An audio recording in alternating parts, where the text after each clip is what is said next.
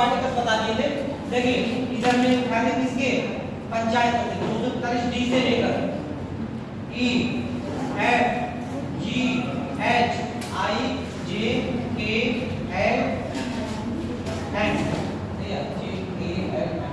यहाँ तक इतने आर्टिकल्स बताए थे और इसको ने इधर से कंपेयर किया था कहाँ से, 243 टी से, T U B W X Y Z Z A Z B Z C, इतने आर्टिकल्स याद करने को बताया था। अभी इधर वाले याद भी नहीं करने हैं। यहाँ से होगा 243 टी से लेकर एंड इसको उठाओ और जब टी से लेकर जहाँ तक जाए वहाँ तक जाकर मिला दो, सेम प्रोसेस कोई भी चीज आ जाएगी। जैसे 243 टी, इसमें क्या है, इसमें आरक्षण मिल जाएगा, नगर पालिकाओं में आरक्षण, इसमें क्या हो जाएगा, कार्यकाल हो जाएगा, कार्यकाल हो जाएगा। एक्ट में क्या हो, यूनिट क्या हो जाएगी, आयुक्तताएं हो जाएगी, आयुक्तताएं। डब्ल्यू में क्या हो जाएंगी, समितियां हो जाएंगी, डब्ल्यू में नगर पालिकाओं की समितियां। एक्स वाई जेड तीनों में हमारे क्या वित्त संबंधी प्रावधान, यानी कि वाई में क्या हो जाएगा, राज्य का वित्त आयोग, ये होता है। 243 जेड ए में क्या हो जाएगा, राज्य का निर्वाचन आयोग, ये पंचायतों के लिए बात नहीं कर रहे, नगर पालिकाओं के लिए बात कर रहे हैं, ठीक है। जेड बी कहां पर इसको लागू किया जाएगा और जेड सी कहां पर इसको मना किया जाएगा। इतने में भी आपको नगर पालिका इसके पंचायतों के तो सारे आर्टिकल्स बता दिए, नगर पालिकाओं में जो आपको आर्टिकल्स याद रखने हैं, ये केवल याद रखना है, कार्यकाल याद रखना है, योग्यताएं, वित्त आयोग, निर्वाचन, 5 आर्टिकल आपको याद रखें नगर पालिकाओं, ठीक। बाकी स्ट्रक्चर के बारे में आपको ध्यान रखना है। फिर भी अगर और किसी तरीके का अगर आपसे आर्टिकल पूछ लिया जाए तब भी आपको इस तरीके से पता होगा, आर्टिकल्स को लगा दो, ठीक। जैसे मानिए कई बार ऐसा होता है कि आपको इतने आर्टिकल्स पता है, बाकी कोई अगर नहीं पता है तो आपको जो आर्टिकल्स पता है उसके हिसाब से आप दूसरा आर्टिकल सही कर लो, इसमें वाला कॉन्सेप्ट नहीं है। तो ये 4-5 आर्टिकल आप बेसिक याद रखो। अब इसमें वो क्या चलता है हमारा, नगर पालिकाओं की अगर बात करें तो नगर पालिकाएं भी कैसी हैं, त्रिस्तरीय, नगर पालिकाएं भी हमारी त्रिस्तरीय शासन प्रणाली में चलती हैं। और त्रिस्तरीय शासन प्रणाली देखो कौन कौन सी होती है, सबसे नीचे अगर देखें, सबसे नीचे आपको क्या मिलेगा, नगर पंचायत। नगर पालिकाओं में जो सबसे छोटी यूनिट होती है उसको क्या कहते हैं, नगर पंचायत। नगर पंचायत के ऊपर जाएंगे तो आपको कौन सी यूनिट मिलेगी, नगर पालिका। और नगर पालिका से ऊपर जाएंगे तो यहाँ पर आपको कौन सी यूनिट मिलेगी, नगर निगम। ऐसे करके 3 यूनिट में काम करती है हमारी नगर पालिका। सबसे नीचे नगर पंचायत, दूसरे लेवल पे नगर पालिका, तीसरे लेवल पे नगर निगम। ऐसे करके क्वेश्चन आपसे पूछा जा सकता है कि निम्न ऐसे करके विकल्प दिया, एक विकल्प दे दिया ग्राम पंचायत, दूसरा आपको विकल्प दे दिया नगर पंचायत, और तीसरा आपको विकल्प दे दिया जिला पंचायत, चौथा आपको विकल्प दे दिया जैसे ब्लॉक। क्वेश्चन आएगा आपसे, निम्नलिखित में से कौन सा पंचायती राज का हिस्सा नहीं है। दिमाग ज्यादा चला दिया, दिमाग ज्यादा चला दिया, दिमाग यानी इसमें पंचायत लगा हुआ, इसमें पंचायत लगा हुआ, इसमें पंचायत लगा, इसमें पंचायत लगा हुआ, यही नहीं होता। अरे ज्यादा दिमाग लगा दिया, और ज्यादा दिमाग लगा देंगे तो दोबारा दिमाग नहीं चलेगा। ग्राम पंचायत पंचायती राज का हिस्सा नहीं है, ठीक है, इसका हिस्सा है नगर पालिकाओं का हिस्सा होती है, ये ध्यान रखिए। या ये ना लगाना कि हाँ इसमें पंचायत लगा हुआ तो पंचायती राज का हिस्सा होगा, ये पंचायती राज का हिस्सा नहीं है। सबसे नीचे क्या होता है, नगर पंचायत, बीच में नगर पालिका, सबसे ऊपर नगर निगम। छोटे छोटे कस्बे होते हैं वहां पर क्या होती हैं, नगर पंचायतें। एग्जाम्पल के तौर पे जैसे मान लिया बरखेड़ा मिल जाएगा, बरखेड़ा के अलावा और उधर भी सब कुछ आगे निकल जाएगा, झंडा आपको मिल जाएगा, ठीक है। और आगे उधर निकोरी के साथ नगर पंचायत भी आती है। तो ये सब कैसे छोटे छोटे नगर होते हैं, इनको क्या कहते हैं, नगर पंचायत। थोड़े से बड़े हो जाएंगे, बड़े होने का मतलब क्या होगा, उम्र ज्यादा हो जाएगी, यहाँ की जनसंख्या ज्यादा हो जाएगी तो क्या हो जाएंगे, नगर पालिका हो जाएगी। जैसे अपने पीलीभीत, ठीक है, ये सब क्या है, नगर पालिका है। और बड़े हो जाएंगे, संख्या और ज्यादा हो जाएगी तो क्या हो जाएंगे, नगर निगम, जैसे कि बरेली, शाहजहांपुर, ठीक है। तो सबसे छोटे छोटे जो नगर होते हैं इनको क्या कहते हैं, नगर पंचायत। जनसंख्या का कॉन्सेप्ट होता है, हर राज्य का अपना अलग अलग हो सकता है। कहीं 25,000 की आबादी तक हर राज्य में अलग अलग हो सकता है। 25,000 की आबादी तक नगर पंचायत, 25 से लगभग 5 लाख तक नगर पालिका, 5 लाख से ऊपर निकल जाते क्या हो जाते हैं, नगर निगम। हर राज्य का यही जनसंख्या का कॉन्सेप्ट नहीं होगा, अलग अलग हो सकता है। तो 3 लेवल ध्यान रखने हैं, सबसे नीचे नगर पंचायत, फिर नगर पालिका, सबसे ऊपर नगर निगम। इन 3 लेवल पे कार्य करती पंचायतें। इन तीनों के स्ट्रक्चर की अगर बात करें तो नगर पंचायत का एक अध्यक्ष होता है, जिसको लोग क्या कहते हैं, चेयरमैन सामान्यतः कहते हैं, और यहाँ पर कुछ सदस्य होते हैं, अध्यक्ष होंगे और अध्यक्ष के साथ साथ सदस्य होंगे। इन सदस्यों को कहते हैं सभासद, वार्ड मेंबर्स। नगर पालिकाओं की भी अगर बात करें, नगर पालिकाओं में भी एक अध्यक्ष होते हैं और कौन होते हैं, सभासद होते हैं, सभासद। यहाँ पर भी सदस्यों को क्या कहते हैं, सभासद ही कहते हैं। वहीं अगर नगर निगम की बात करें तो नगर निगम में एक कौन होता है, महापौर, अध्यक्ष जिसको कह सकते हैं। महापौर कौन होते हैं, आगे अध्यक्ष होते हैं, जिनको हम लोग कहते हैं मेयर। और सभासद के तौर पे कौन होते हैं, पार्षद। ये नगर निगम का स्ट्रक्चर है, यानी कि नगर पंचायतों में जो अध्यक्ष होंगे इनको हम लोग अध्यक्ष या चेयरपर्सन, चेयरमैन कहते हैं। नगर पालिकाओं में भी अध्यक्ष और सभासद होते हैं, इन दोनों के सदस्यों को क्या कहते हैं, सभासद कहते हैं। अध्यक्ष को हम लोग अध्यक्ष या चेयरपर्सन कहते हैं। नगर निगम के अध्यक्ष की बात करें तो इनको हम लोग या तो मेयर कहते हैं अंग्रेजी में, या फिर महापौर कहते हैं, और इनके सदस्यों को क्या कहते हैं, पार्षद कहते हैं। इस तरीके से ये हमारे 3 लेवल पे काम करती है पंचायत, नगर पालिका। इनमें जितने भी सदस्य होते हैं, चाहे ये वाले हों, चाहे सदस्य और अध्यक्ष, सबकी बात करें, उनके 6 के 6 की अगर बात करें, सबके सब कैसे चुनाव के द्वारा आते हैं, डायरेक्ट इलेक्शन के द्वारा। ठीक है, सब डायरेक्ट इलेक्शन के द्वारा आएंगे। और इनमें नगर पालिकाओं में हम लोग 2 ही लोगों का चुनाव करते हैं, या तो अध्यक्ष का करेंगे या फिर अपने सभासद का करेंगे। जैसे लोग पंचायती राज में देख रहे थे, पंचायती राज में ग्राम पंचायत के लेवल पे हम लोग वोट कर रहे थे, ब्लॉक में भी वोट कर रहे थे, और जिला पंचायत में वोट कर रहे थे। यहाँ पे ऐसा नहीं होता है। अगर आप छोटे से नगर में रहते हैं तो वहाँ पर आप अपने चेयरमैन के लिए और अपने वार्ड मेंबर के लिए वोट देंगे। थोड़े से अगर बड़े नगर में रहते हैं वहाँ पे अपने चेयरमैन के लिए या वार्ड मेंबर के लिए वोट देंगे। और बड़े नगर में रहते हैं वहाँ पर या अपने मेयर के लिए या पार्षद के लिए। ठीक है, ये तीनों सिस्टम अलग अलग। पंचायती राज में तीनों सिस्टम जुड़े हुए हैं। ठीक है, पंचायती राज जुड़े हुए हैं, यहाँ पर तीनों सिस्टम अलग है। नगर पंचायत एक स्वतंत्र है, नगर पालिका अलग स्वतंत्र है, नगर निगम अलग स्वतंत्र है। और इन सब का चुनाव कैसे होता है, डायरेक्ट ही होता है। जब भी चेयरमैन के लिए अगर आप टीवी में आप लोग देखते हैं, टीवी जब मैं हिस्ट्री साइड में रहते हैं, वहाँ जब भी आप लोगों ने चुनाव किया होगा, देखा होगा कि एक तो अपने चेयरमैन के लिए वोट देते हैं, दूसरे अपने वार्ड मेंबर के लिए। Ward member 6, ward member 5, ward member की जैसे करके बांटते हैं। ठीक, तो उनको क्या कहते हैं, उनको सभासद कहते हैं। कई बार बोल देते हैं नगर पालिका के मेंबर, ऐसे करके। ठीक है, कुछ भी गले इनका मूल नाम क्या होता है, सभासद होता है। इन सब का इलेक्शन कैसा हो जाता है, क्लियर है बातें। तो इन 3 लेवल पे हमारी नगर पालिका काम करती है। सबसे नीचे नगर पंचायत, उसके ऊपर नगर पालिका और सबसे ऊपर नगर निगम। नगर पंचायत में एक अध्यक्ष होते हैं और कुछ सभासद होते हैं। नगर पालिका में एक अध्यक्ष होते हैं और कुछ सभासद होते हैं। नगर निगम के अध्यक्ष को क्या कहते हैं, महापौर या फिर मेयर, और सदस्यों को क्या कहते हैं, पार्षद कहते हैं। और इन सब का चुनाव कैसा हो जाएगा, क्लियर है बात। इसको नोट करो, नगर पालिकाओं का स्ट्रक्चर,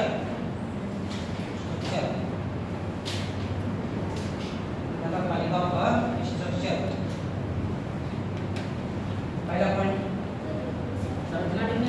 हाँ संरचना, हिंदी में संरचना शब्द याद नहीं आ रहा, बहुत ऐसे याद तो कर रहे थे। स्ट्रक्चर क्या कहते हैं, नगर पालिकाओं की संरचना। कोई शब्दावली ऐसी है कि वो इंग्लिश में ही आती है तो उसकी हिंदी जल्दी ध्यान नहीं आती है, और कोई ऐसी कोई हिंदी में ही यूज करते हैं तो वो इंग्लिश उसकी ध्यान नहीं आती है। हाँ, इंग्लिश उसको क्या करते, संरचना कहते हैं। नंबर 1 पहला पढ़ो, नगर पालिकाएं 3 स्तर पर, नगर पालिकाएं 3 स्तर पर कार्य करती हैं। नगर पालिकाएं 3 स्तर पर कार्य करती हैं।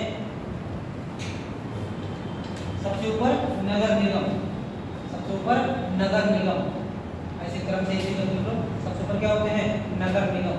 नगर निगम क्या लिखो, सदस्य, और सदस्य स्लैश लगा के लिखो पार्षद। नगर निगम के सदस्यों को क्या कहते हैं, पार्षद कहते हैं। नगर निगम और उसके सदस्यों कहते हैं पार्षद। देखो अध्यक्ष, पार्षद, देखो अध्यक्ष को स्लैश लगा के लिखो महापौर या मेयर। नगर निगम में अध्यक्ष, अध्यक्ष कहते हैं महापौर या मेयर। नगर निगम के नीचे देखो नगर पालिका, नगर निगम के नीचे आ जाएगी नगर पालिका। नगर पालिका में लिखो एक अध्यक्ष, सदस्य में लिखो सभासद, अध्यक्ष और सभासद, सदस्य को सभासद कहते हैं। सबसे नीचे लिखो नगर पंचायत, नगर पंचायत, नगर पंचायत के नीचे लिखो अध्यक्ष और सभासद, अध्यक्ष और सभासद। नगर पंचायत में एक अध्यक्ष हो जाएगा, बाकी इनके सभासद हो जाएंगे, अध्यक्ष और सभासद। अगला पॉइंट, तीनों स्तरों पर अध्यक्ष एवं सदस्यों, तीनों स्तरों पर अध्यक्ष एवं सदस्यों का चुनाव, तीनों स्तरों पर अध्यक्ष एवं सदस्यों का चुनाव प्रत्यक्ष विधि से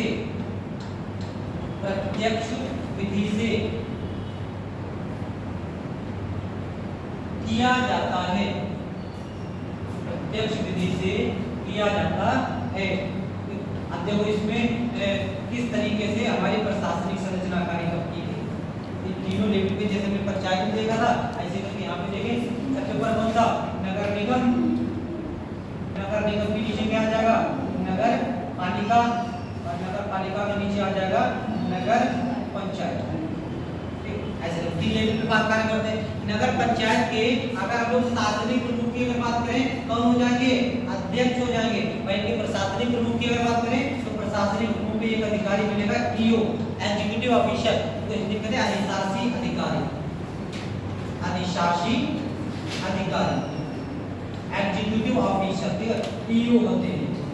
दूसरे हम लोग नगर पालिका के लेवल की बात करें, यहाँ पर भी हमारे शासनिक प्रमुख में कौन हो जाएंगे?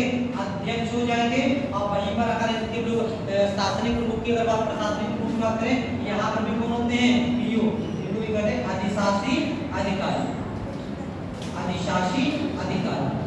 ऐसे ये दोनों तो यहाँ पे सेम हो जाते हैं, लेकिन नगर निगम में थोड़ा सा बदल जाता है। नगर निगम की अगर बात करें तो यहाँ पर शासनिक प्रमुख कौन होते हैं?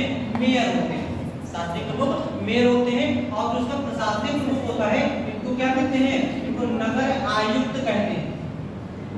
शासनिक प्रमुख को नगर आयुक्त, सिटी कमिश्नर कहते हैं। और ये जो नगर आयुक्त होते हैं ये आईएएस लेवल के अधिकारी, आईएएस लेवल के अधिकारी होते हैं। जैसे कि बरेली है, बरेली में कौन होंगे? नगर आयुक्त होंगे। ये सामान्यतः कौन होते हैं? आईएएस लेवल के अधिकारी बनाए जाते हैं। और इनका शासनिक प्रमुख कौन हो जाएगा? मेयर हो जाएगा। इन दोनों की लेवल की अगर बात करें, शासनिक प्रमुख में अध्यक्ष हो जाएंगे और प्रशासनिक प्रमुख में एग्जीक्यूटिव ऑफिसर होते हैं, ईओ होते हैं। ये चीजें आपको ध्यान रखिए, खास कर ये वाला कंफ्यूज करेगा नगर निगम। तो नगर निगम का प्रशासनिक प्रमुख पूछा जाए तो नगर आयुक्त हो जाएगा। अगर शासनिक प्रमुख अगर पूछा जाए तो मेयर हो जाएगा। मेयर को क्या करें तो महापौर करें, महापौर। ये चीज यहाँ पे ला दो, ये वाले टेबल ऐसे बना लो, ये हमारा ऐसे ध्यान रखो। बाकी ये दोनों चीजें नीचे वाली सेम है, ऊपर वाली बदल जाएगी। ये तो लिख लो ऐसे करके शासनिक प्रमुख और ये लिख लो प्रशासनिक प्रमुख, ऐसे करके तीनों लेवल में ऐसे। या जहाँ पे लिखा जो टेबल बनाई है मैंने उसी के आगे लिख लो, अभी पहले बनाई थी उसी का आगे लिख लो कि नगर निगम के आगे लिख लो नगर आयुक्त, नगर पालिका के आगे ईओ और नगर पंचायत के आगे ईओ। ये तो लिखे हुए नहीं है कि उसी का आगे वाले और सब नोट कर लो इसे, और पूरा बनाना चाहिए, पूरा बना लो।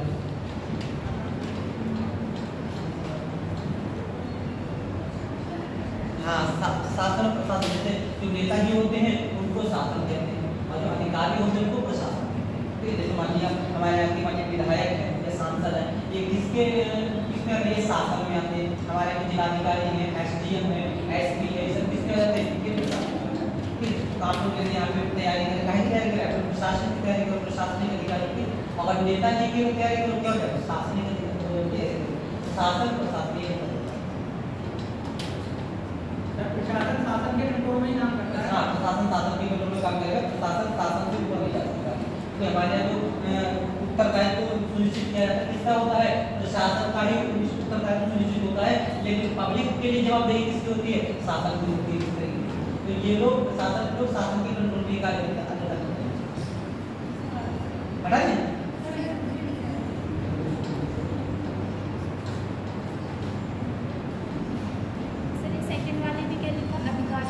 ईओ अधिशासी अधिकारी, ईओ हाँ एग्जीक्यूटिव ऑफिसर अधिकार अधिशासी अधिकारी।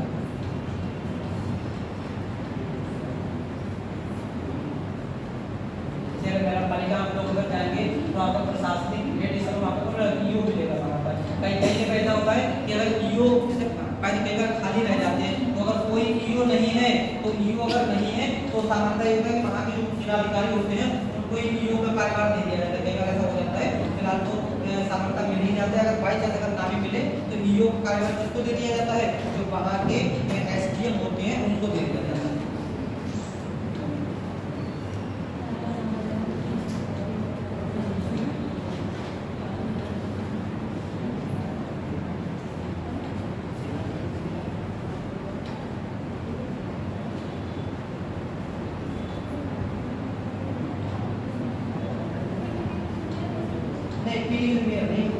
चेयरमैन होंगे, एक पीली हमारी नगरपालिका है बरेली में, बिहार में जाएंगे बरेली आपके जो क्या होगा जाते हैं पीली में आप लोग जाएंगे यहाँ पे फैक्ट्री वाले रोड पे, तो आपको वहाँ पे नगरपालिका का कार्यालय मिल जाएगा। पीली तो नगरपालिका है, तो पीली में कौन होते हैं, पीली में आपके अध्यक्ष होते हैं, चेयरमैन होते हैं, और प्रशासनिक लोग होते हैं, ईओ होते हैं। लेकिन आप बरेली पहुंचो तो बरेली आपको मेयर मिलेंगे, बरेली पहुंच जाओ, शाहजहां पहुंच जाओ, वहाँ पे आपको क्या मिलेंगे, मेयर मिलेंगे। वहाँ पे क्या होता है, वहाँ पे आपकी पंचायत, वहाँ पे आपकी नगरपालिका नहीं, वहाँ पे आपका नगर निगम होता है।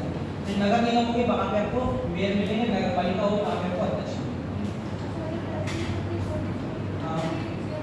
नहीं, तहसील से नहीं बांटा जाता है, ये तहसील में से ये तुम्हारी से हमको बता था कि जो हमारी जैसे तहसील ऐसे समझो, कल हमने दो चीजें आपको बताई थी, परिसीमन एक शब्द बताया था, एक शब्द बताया हुआ है परिसीमन, और परिसीमन तुमने किससे कंपेयर किया था, जिला।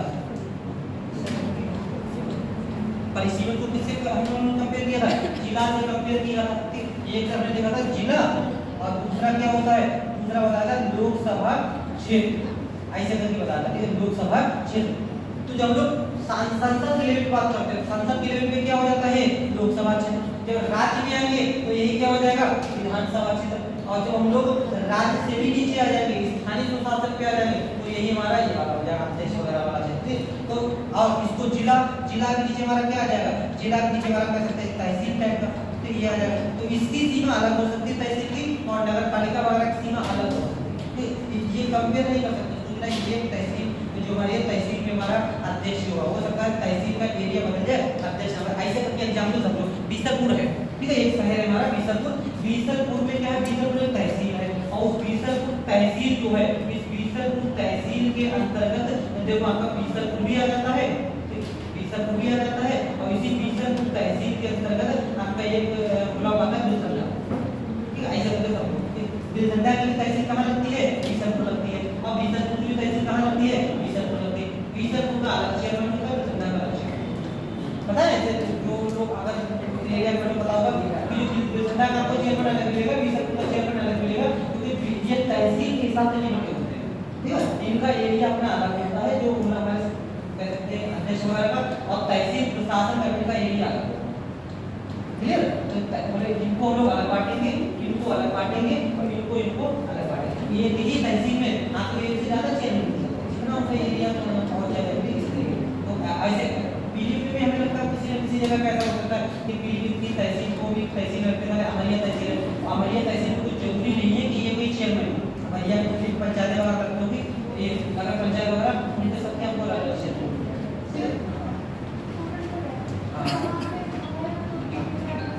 में हाँ हाँ चेयरमैन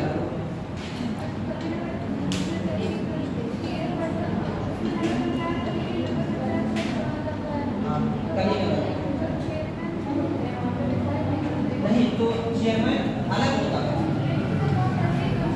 हाँ, तो तहसील का मतलब नहीं है इसका, ये प्रशासनिक निर्वाचन क्षेत्र होता है, निर्वाचन क्षेत्र अलग होता है, निर्वाचन क्षेत्र अलग होता है और ये जो तहसील प्रशासनिक क्षेत्र होता है ये अलग होता है।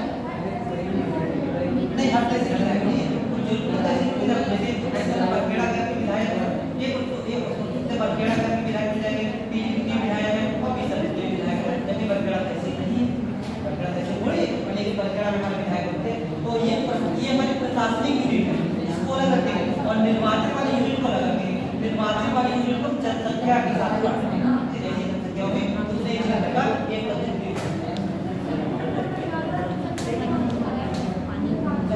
विधायक भी वहाँ पे होंगे, विधायक से ज्यादा जनसंख्या का प्रतिनिधित्व करते हैं और जो ये होते हैं हमारे अध्यक्ष ये छोटी जनसंख्या का प्रतिनिधित्व करते हैं। ऐसे समझो जैसे पूरे पीलीभीत में एक डीएम, पूरे पीलीभीत में एक डीएम प्रशासनिक लेट के करवा दें, पूरे पीलीभीत में एक डीएम हो जाएंगे, लेकिन वो पूरे पीलीभीत की जनसंख्या को प्रोजेक्ट कर रहे हैं, ठीक उन्हीं के अंतर्गत कई छोटे छोटे एसडीएम काम करते नहीं, तो उनके एसडीएम का एक छोटा सा एरिया हो, जैसे मान लिया हमने ये ऐसे पूरा एक क्षेत्र बांट दिया, ये पूरा एक जिला पूरे जिले के ये होंगे डीएम प्रशासन की बात है। अब इसको क्या कर सकते हैं, छोटे छोटे हिस्सों बांट देते हैं, तो इतने एरिया के एक एसडीएम हो जाएंगे, ये इतने एरिया के एक एसडीएम हो जाएंगे। तो मान लिया पूरे पीलीभीत जिले की वाली आबादी का 5 लाख है, पूरे जिले की आबादी तो 5 लाख लोगों के हित के लिए कौन एक व्यक्ति है, डीएम है, ठीक। मान लिया 40 बांटे तो 1.25, तो ये एक एसडीएम कितनी जनसंख्या के हित के लिए 1.25, ठीक है, ये हमें प्रशासन देगा।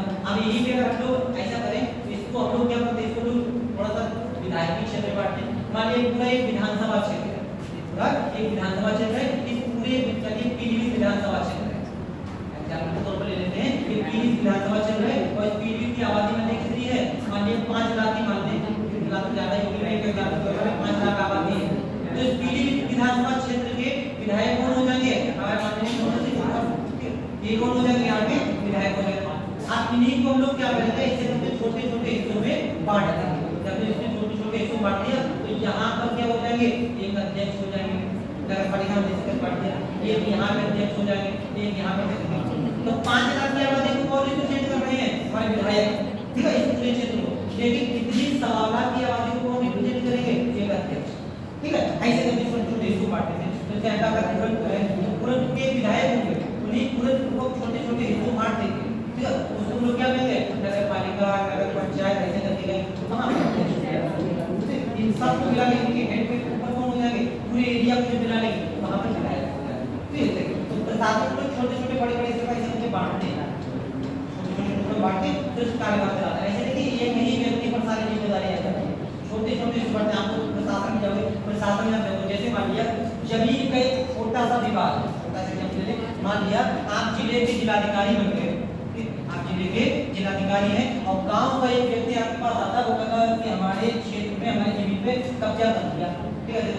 तो आप डीएम हैं, आप क्या करेंगे, आप अपने अधीनस्थ अधिकारी को निर्देश जारी करें, ऐसा थोड़ी उनके अपने आप जो चल रही है, अधीनस्थ अधिकारी को निर्देश जारी करेंगे, आप अपने एडीएम को, ठीक है, या फिर एसडीएम को, या फिर जो कानूनगो होते हैं, लेखपाल होते हैं, उनके लिए लिखेंगे कि कृपया इनके जो भी शिकायत पता है इस पर जांच करें, तो लेखपाल साहब करेंगे, अब डीएम साहब थोड़ी जाएंगे, ऐसे करके यहाँ पर विधायक है, विधायक नीचे अध्यक्ष है, अध्यक्ष नीचे ग्राम पंचायत वगैरह ये सब ऐसे करके सिस्टम काम करता है, ठीक। जो हमारा प्रशासन जैसे काम करता है ऐसे ही शासन काम करता है, ठीक है। क्या निकला ये टेबल में नगर आयुक्त भी बनेंगे और बरेली नगर आयुक्त निकालना है, मंडल आयुक्त भी बनेंगे और मंडल आयुक्त भी होगा और नगर जो मंडल आयुक्त होगा पूरे मंडल को देखेगा, ठीक है। और जो नगर आयुक्त होगा केवल अपने बरेली को देखेगा, ठीक है। तो डीएम भी बनेंगे और प्रशासन बाकी पूरा वैसे काम करेगा। जैसे जो कार्य आपके पीलीभीत में ईओ करेंगे वही कार्य बरेली कौन करेंगे, नगर आयुक्त करेंगे। जो कार्य पीलीभीत में डीएम करेंगे वही कार्य बरेली में वहाँ के कमिश्नर करेंगे। बस अंतर ये है कि जो डीएम होंगे केवल पीलीभीत के लिए कार्य करेंगे और जो वहाँ के मंडलायुक्त होंगे कमिश्नर ये बरेली, बदायूं, पीलीभीत, सारा चारों, ठीक है। ऐसे करते सिस्टम वाला चलता है, क्लियर। तो ऐसा नहीं कि एक जिले में एक ही आईएएस होते हैं, एक से ज्यादा आईएएस हो सकते हैं। ये भी देखो आईएएस होंगे, वहाँ के जिलाधिकारी वो भी आईएएस होंगे और वहाँ के मंडल वो भी आईएएस होंगे, ठीक है। तो एक जिले में कई आईएएस अधिकारी हो सकते हैं, आईएएस कई हो सकते हैं, आईपीएस कई हो सकते हैं, पीसीएस कई हो सकते हैं, कई अधिकारी हो सकते हैं। ये बात यहाँ तक क्लियर, किसी को कोई डाउट नहीं किसी तरीके का। अब देखो आगे लोग बढ़ते हैं। अब आगे लोग बढ़ते हैं। इतनी चीजें आपको यहाँ तक के प्रशासन के बारे में ध्यान रखिए। शासन प्रशासन में अब जो चीजें हम लोगों ने पंचायतों में देखी थी वही चीजें यहाँ पर है। कोई भी चीज अंतर नहीं है, केवल और केवल आपका आर्टिकल बदल जाएगा। कैसे करके देखो, आरक्षण की अगर हम लोग बात करें, जो आरक्षण हमने यहाँ पे देखा वही आरक्षण यहाँ पे, केवल आरक्षण का आपका आर्टिकल बदल जाएगा। तो आपसे क्वेश्चन आ जाए कि पंचायतों के लिए आरक्षण कौन से आर्टिकल में है? 243 डी में है। नगर पालिकाओं के लिए आरक्षण कौन से में है? 243 डी में। अब देखो नगर पालिकाओं के लिए आरक्षण की बात करें, किसको किसको आरक्षण दिया गया है? जो वहां पर दिया गया है वही यहाँ पर दिया गया है। तो एससी एसटी इनको आरक्षण दिया गया है। इसके अलावा महिलाओं को आरक्षण दिया गया है और ओबीसी को आरक्षण दिया जा सकता है। ठीक है, वैसा ही सिस्टम जैसा वहां पर है ऐसा ही सिस्टम यहाँ पर। एससी एसटी को जनसंख्या के अनुपात में महिलाओं को 1/3 और इसको बढ़ाकर कितना कर सकते हैं? 50% तक कर सकते हैं। ओबीसी को अगर राज्य का विधानमंडल चाहे तो आरक्षण दे सकता है। जो चीज हमने वहां पर देखी वही चीज यहाँ पर देखी, रिपीट करने से कोई वो नहीं। ठीक है, वही चीज है। कार्यकाल की अगर बात करें, यू में कार्यकाल है। कार्यकाल का आपको बताया है, कार्यकाल कितने वर्ष का होता है? 5 वर्ष का कार्यकाल होता है। अगर बीच में किसी नगरपालिका का विघटन हो जाए तो उसके लिए क्या करा दिया जाता है? उपचुनाव करा दिया जाता है। 6 माह के अंदर अंदर उपचुनाव कराया जाएगा। लेकिन अगर नए इलेक्शन होने में ही 6 माह का समय बचा हुआ है तो फिर उपचुनाव नहीं होगा। ठीक है, इस तरीके से। बी की बात करें, बी में क्या है? अयोग्यता। वही अयोग्यता जो यहाँ पर है यही अयोग्यता यहाँ पर। मतलब न्यूनतम आयु कितने वर्ष की चाहिए होती है? 21 वर्ष की चाहिए होती है। 2 वर्ष से अधिक अगर किसी क्रिमिनल केस में अगर उसको सजा हो गई है तो सजा पूरी करने के बाद 6 वर्ष तक इलेक्शन नहीं कर सकता। जो शक्तियां यहाँ पर हैं वही शक्तियां यहाँ पर हैं। बस अंतर ये है, यहाँ पर कितनी शक्तियां हैं? 29 शक्तियां हैं और यहाँ पर कितनी शक्तियां दी गई हैं? बाकी है चाहिए जो यहाँ पर आयोग वित्त आयोग है वही वित्त आयोग तो यहाँ पर है। जो यहाँ पर निर्वाचन आयोग है वही निर्वाचन आयोग है। यही बालाजी है, अलग अलग नहीं होते। निर्वाचन आयोग यही है। जब ये पंचायतों के लिए काम करेगा तो 243 ए से शक्तियां देगा। जब नगर पालिकाओं के लिए कार्य करेगा तो 243 जेड ए से कार्य कर सकते हैं। इतनी चीजें सेम टू सेम वही है, कुछ भी हमारा अंतर नहीं है। अब देखो यहाँ पर जो हमारा अंतर आ जाएगा वो क्या है? स्टार्टिंग में आपको बताया था कि हम लोगों ने पंचायती राज देखा था, तो पंचायती राज का एक विकास क्रम देखा था, कैसे करके पंचायतों का हमारा विकास हुआ था। समितियां सभी याद है? कौन कौन सी समितियां हैं याद है? बता दो एक बार बिना कॉपी में देखे कौन कौन सी समितियां। सबसे पहले कौन सी? बलवंतराय। इससे वो पहले थोड़ा बता दो। और उससे पहले कुछ हुआ था? सामुदायिक विकास कार्यक्रम में प्रोग्राम चलाया गया था, कम्युनिटी डेवलपमेंट प्रोग्राम। कब? 1952 में। इसके बाद बलवंतराय मेहता समिति। बलवंतराय मेहता समिति ये कब बनाई गई है? 1957 में। इसके बाद अशोक मेहता समिति। पढ़ना नहीं पढ़ना इसे को भी बताना, ठीक है? अशोक हमें पीछे पता रखता रहता है, पढ़ने पलटने का बात आती है, पढ़ना पलटने का बात आती है। 1977 में कौन सी हो गई? अशोक मेहता समिति। इसके बाद एल एम सिंघवी समिति। एल एम सिंघवी समिति। समय बताओ।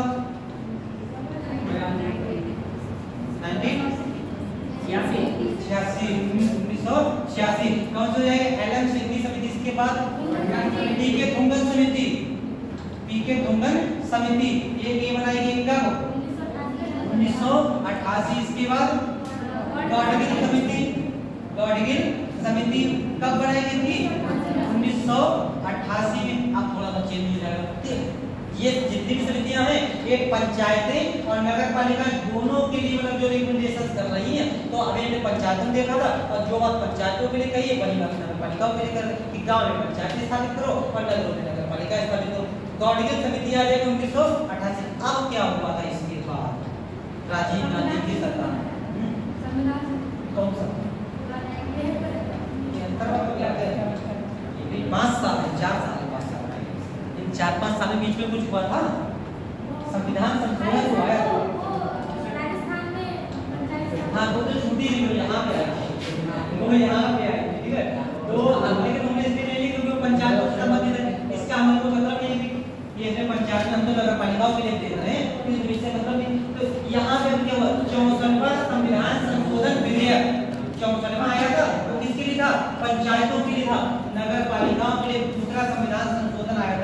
65वां संविधान संशोधन विधेयक, 65वां संविधान संशोधन विधेयक ये लाया गया था 1989 में, यानी कि 64-65 दोनों साथ साथ चले, जैसे 73-74 साथ साथ चले ऐसे 64-65। 64 में क्या था? पंचायती राज, 65 में क्या था? नगर पालिकाएं। और ये काम किसके समय हुए थे? राजीव गांधी की सरकार, राजीव गांधी की सरकार। लेकिन राजीव गांधी की सरकार में जो आया है ये विधेयक कैसा हो गया? विधेयक फेल हो गया। जब ये विधेयक फेल हो गया तो बाद में इसी गवर्निंग समिति की सिफारिश को जब ये विधेयक नहीं कर पाया पूरा, तो आगे चल के सरकार में किसकी आ जाएगी? पीपी सिंह, विश्वनाथ प्रताप सिंह, इनके समय में कोई विधेयक पास नहीं हुआ। बाद में आ जाएंगे पीवी नरसिम्हा राव, पीवी नरसिम्हा राव से दो विधेयक लाए गए थे संसद में। एक कौन सा बन गया? 73वां संविधान संशोधन, दूसरा कौन सा बन गया? 74वां संविधान संशोधन। 73 में क्या था? इसमें पंचायतें स्थापित की गई थी, और 74 में क्या था? नगर पालिकाएं स्थापित की। क्लियर है? तक की बात है। जो सेम टू सेम जो पंचायतों में है वही चीज यहाँ पर है, अंतर केवल ये वाला चेंज हो जाएगा और दूसरा ये वाला चेंज हो जाएगा। ठीक है, विकास क्रम सेम है, यानी कि नगर पालिकाओं के लिए कौन सा संविधान विधेयक फेल हो गया था? 65वां संविधान संशोधन विधेयक फेल हो गया था। और नगर पालिकाओं के लिए कौन सा संविधान संशोधन विधेयक लाया गया है? 64वां संविधान संशोधन अधिनियम लाया गया। ये अधिनियम है और ये हमारा विधेयक है। ये फेल हो गया, कहाँ फेल हुआ था? राज्यसभा में, लोकसभा तक पारित हो गया, राज्यसभा में विधेयक फेल हो गया। बात क्लियर? ये सब पहले की आपको पहले बताई हुई है, ये केवल क्रोनोलॉजी में इसी करके नोट कर लो। ठीक है, डिटेल आपको सब पहले पता है, ये वाले क्रोनोलॉजी में इसी करके नोट कर लो कि नगर पालिकाओं का विकास, बहुत तेजी लिख लो, नगर पालिकाओं का विकास।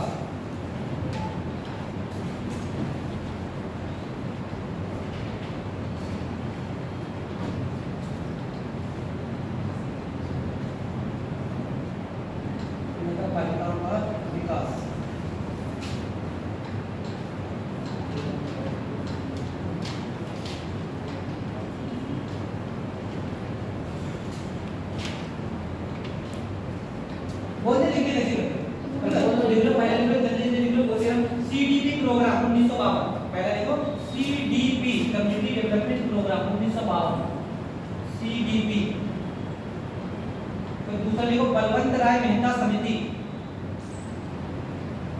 बलवंत राय मेहता समिति 1957, बलवंत राय मेहता समिति 1957। देखो अशोक मेहता समिति, अशोक मेहता समिति 1977, 1977। देखो एल.एम. सिंघवी समिति, एल.एम. सिंघवी, लक्ष्मीवल सिंघवी समिति, एल.एम. सिंघवी समिति 1986, एल.एम. सिंघवी समिति 1986। पी.के. ठुंगन समिति 1988, पी.के. ठुंगन समिति 1988। हाँ, पी.के. ठुंगन, पी.के. ठुंगन समिति, ठुंगन ना है ना, पी.के. ठुंगन समिति 1988। देखो गाडगिल समिति, गाडगिल समिति 1988, गाडगिल समिति 1988। देखो 65वां संविधान संशोधन विधेयक, 65वां संविधान संशोधन विधेयक 1989, 65वां संविधान संशोधन विधेयक 1989। देखो 74वां संविधान संशोधन अधिनियम, 74वां संविधान संशोधन अधिनियम 1992, 1992 भी आया, 93 में लागू हुआ, 1 जून 1993 को लागू हुआ। 74वां संविधान संशोधन अधिनियम 1992, 1993। ब्रेक में लिख लो 1 जून 1993। ठीक है, ये हमारा 74वां संविधान संशोधन हो गया। आप देखो 74वें संविधान संशोधन अधिनियम के माध्यम से था, इसको देख लेते हैं। जो 74वां संविधान संशोधन अधिनियम पारित किया गया था, इस 74वें संविधान संशोधन अधिनियम के माध्यम से क्या किया? 74वां संविधान संशोधन अधिनियम 1992 1993। पहला पॉइंट तो उसकी डेट याद रखनी है 1 जून 1993। ये हमारा लागू हुआ है कौन सा? 74वां संविधान संशोधन अधिनियम 1993, 1 जून 1993 को लागू हुआ है।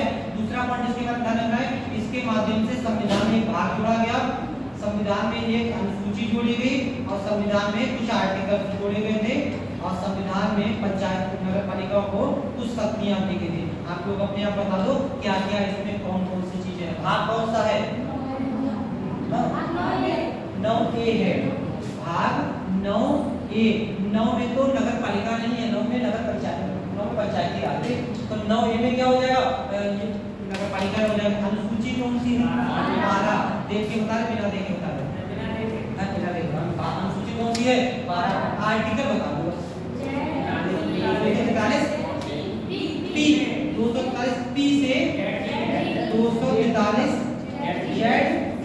जी तक, 243 पी से 243 जी तक का पूरा कॉन्सेप्ट किसके लिए है? नगर पालिकाओं के लिए। 243 पी से पहले तक का कॉन्सेप्ट वो तक का वो किसके लिए हो जाएगा? पंचायत के लिए हो जाएगा। और पी से लेकर जेड जी तक का पूरा कॉन्सेप्ट किसके लिए हो जाएगा? ये हमारा हो जाएगा नगर पालिकाओं के लिए। शक्तियों की बात करें कितनी शक्तियां दी गई है? 18 शक्तियां दी गई। पंचायत नगर पालिकाओं को कुल 18 विषयों की शक्तियां दी गई हैं। इतना सारी एक टॉपिक आपको ये हमारी नगर पालिका। डेट याद रखो 1 जून 1993 को लागू हुआ है। भाग 9A है, अनुसूची 12 है, आर्टिकल 243 पी से लेकर 243 जेड जी तक है और शक्तियां कितने विषयों पर दी गई हैं? 18 विषयों पर शक्तियां दी गई हैं। ये है हमारा 74वां संविधान संशोधन अधिनियम। इसी को 74वां संविधान संशोधन अधिनियम ऐसी करते हैं। बस नगर पालिका यानी इतना है आपका।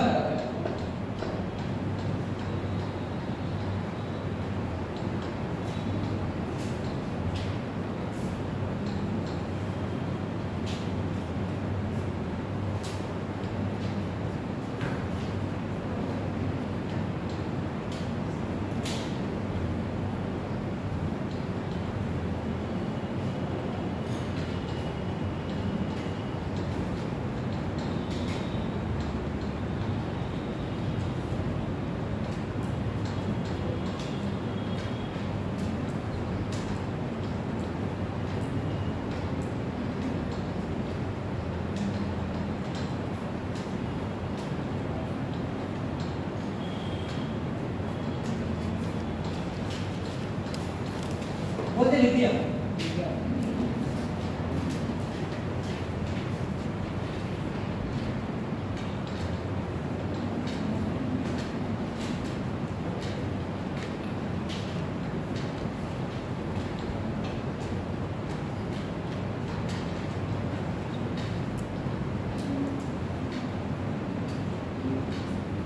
आज की क्लास के बाद आपकी 3 क्लासेस पॉलिटी की और रहेगी, ठीक है। अभी एक काम ये करो, जितना आपका नोट्स बना हुआ है इस नोट्स को रिवीजन करो। इसके अलावा दूसरा काम आप ये करो कि जितने भी पीवाईक्यू हैं आए हुए ये सब लगाओ। कहीं से कोई टेस्ट सीरीज हो उस टेस्ट सीरीज को लगाओ और अगर जिनको समझ चाहिए बुक ले लो लक्ष्मीकांत की एक बुक ले लो जिनका अभी 12 तारीख को पेपर ना हो, जिनका 12 तारीख को पेपर वो अपने बाद में पढ़ा लक्ष्मीकांत, ठीक है। जिनका 12 तारीख को पेपर नहीं है तो उनको अगर समय है तो लक्ष्मीकांत की बुक ले लें। बस इतने से आपका क्वालिटी बाहर हो जाएगा, ठीक है। एक तो अपना नोट्स इसको अपना प्रेफरेंस दो, फर्स्ट प्रेफरेंस अपने नोट्स को दो, पीवाईक्यू लगाओ और एक बुक ले लो कौन सी? लक्ष्मीकांत। इतना ले लो, पॉलिटी का क्वेश्चन कहीं नहीं आ जाएगा, इतने से तैयार हो जाएगा। देखिए इतना काम ईमानदारी से कर लो, अपने नोट्स रिवीजन कर लो, दूसरा पीवाईक्यू लगाओ और तीसरा पॉइंट लक्ष्मीकांत को ढंग से पढ़ लो। पीवाईक्यू लगाते लगाते अगर कहीं पे कोई ऐसा आपको क्वेश्चन मिले जो आपके नोट्स में अपडेट नहीं है, जैसे कहीं कोई क्वेश्चन आया आपके नोट्स में, तुरंत वहीं पे जाके उस नोट्स को अपडेट करो। नोट्स एकदम पूरा कागज इसी बना के नहीं रखना है, भले नोट्स को जितना गंदा कर लोगे उतना बढ़िया है, वरना छोटे छोटे ना काफी गंदे नहीं होनी चाहिए, ठीक है। नोट्स जितना गंदा कर लोगे, ठीक है, उतना नहीं बढ़िया है। हमारा एटलस होता है, एटलस देखा है, वो इतनी पतली से किताब आती है उसमें सभी नक्शे वगैरह होते, तो हमारे साथ एक मित्र रहते थे, तो एकदम पन्ना गंदा नहीं होना चाहिए। इतना साफ सुथरा एटलस आके, और हमारा एटलस ऐसा है कि अगर देखो कभी ये एटलस है इतना गंदा एटलस, जगह जगह कुछ ना कुछ लिखा हुआ है, तो जितना नोट्स गंदा कर लोगे, ठीक है, दिमाग उतना एकदम क्लीन नजर आएगा दिमाग को, ठीक है। पर ये ना सोचो कि नोट्स हमारा गंदा ना हो। भाई मैं साइड मैंने अपने ऐसे छोटा बनाया हुआ है, साइड में या कहीं पर भी अगर कोई जगह छुपी हुई है वहीं पे लिखो, और कहीं पे जाके नहीं लिखना है कि पता लगा फंडामेंटल राइट्स पढ़ रहे हैं और फंडामेंटल राइट्स में कोई चीज नहीं मिल गई और हमने लिख लिया सबसे पीछे जाके, रिवीजन नहीं कर पाओगे उसका, कभी रिवीजन नहीं कर पाओगे। जहां पे फंडामेंटल राइट्स लिखो वहीं पे साइड में लिखो, अगर जगह ना हो एक पन्ना अलग से जोड़ के वहीं पर रख लो, ठीक है। लेकिन अगर सोचो सबसे लास्ट में जाके लिख लेते जाके, कभी उसको रिवीजन नहीं करोगे। जब फंडामेंटल राइट है तो फंडामेंटल राइट्स में ही उसको लिखो, जगह नहीं है तो एक पन्ना अलग से जोड़ के लिखो, तो जब भी फंडामेंटल राइट्स पढ़ने बैठोगे वो पन्ना जरूर सामने आएगा और उसको जरूर पढ़ोगे, अगर पीछे जोड़ोगे जाके कभी नहीं पढ़ोगे, ठीक है। तो इस तरीके से अपना टीवाईक्यू लगाओ, अपने नोट्स पढ़ो, आपका पॉलिटी लगभग कंप्लीट है, बस एक टॉपिक अभी और कंप्लीट कर रहे हैं, शेड्यूल्ड और ट्रैवल एरिया वाला, फिर आपका एक टॉपिक और रह जाएगा दूसरे देशों के साथ कंपैरिजन, और एक रह जाएगा रिप्रेजेंटेशन आपकी पॉलिटी आपका, ठीक है। केवल 100 मार्क तक के लिए आपका पॉलिटी है, इसके बाद आपकी पॉलिटी की क्लासेस कंप्लीट हो जाएंगी। आप देखो इसके बाद नगर पालिकाओं के बाद जो आपका अगला टॉपिक आता है, अगला आपका टॉपिक आ जाता है अनुसूचित एवं जनजातीय क्षेत्र, आपका जाता है अनुसूचित एवं जनजातीय क्षेत्र, अनुसूचित एवं जनजातीय क्षेत्रों के प्रशासन का प्रावधान, अनुसूचित जनजातीय क्षेत्रों के प्रशासन का प्रावधान। बस ऐसी बिना पढ़ना पलटे ये बता दे है कौन सा भाग, संविधान का भाग बता दो कौन से भाग में है अनुसूचित और जनजातीय क्षेत्रों का प्रशासन।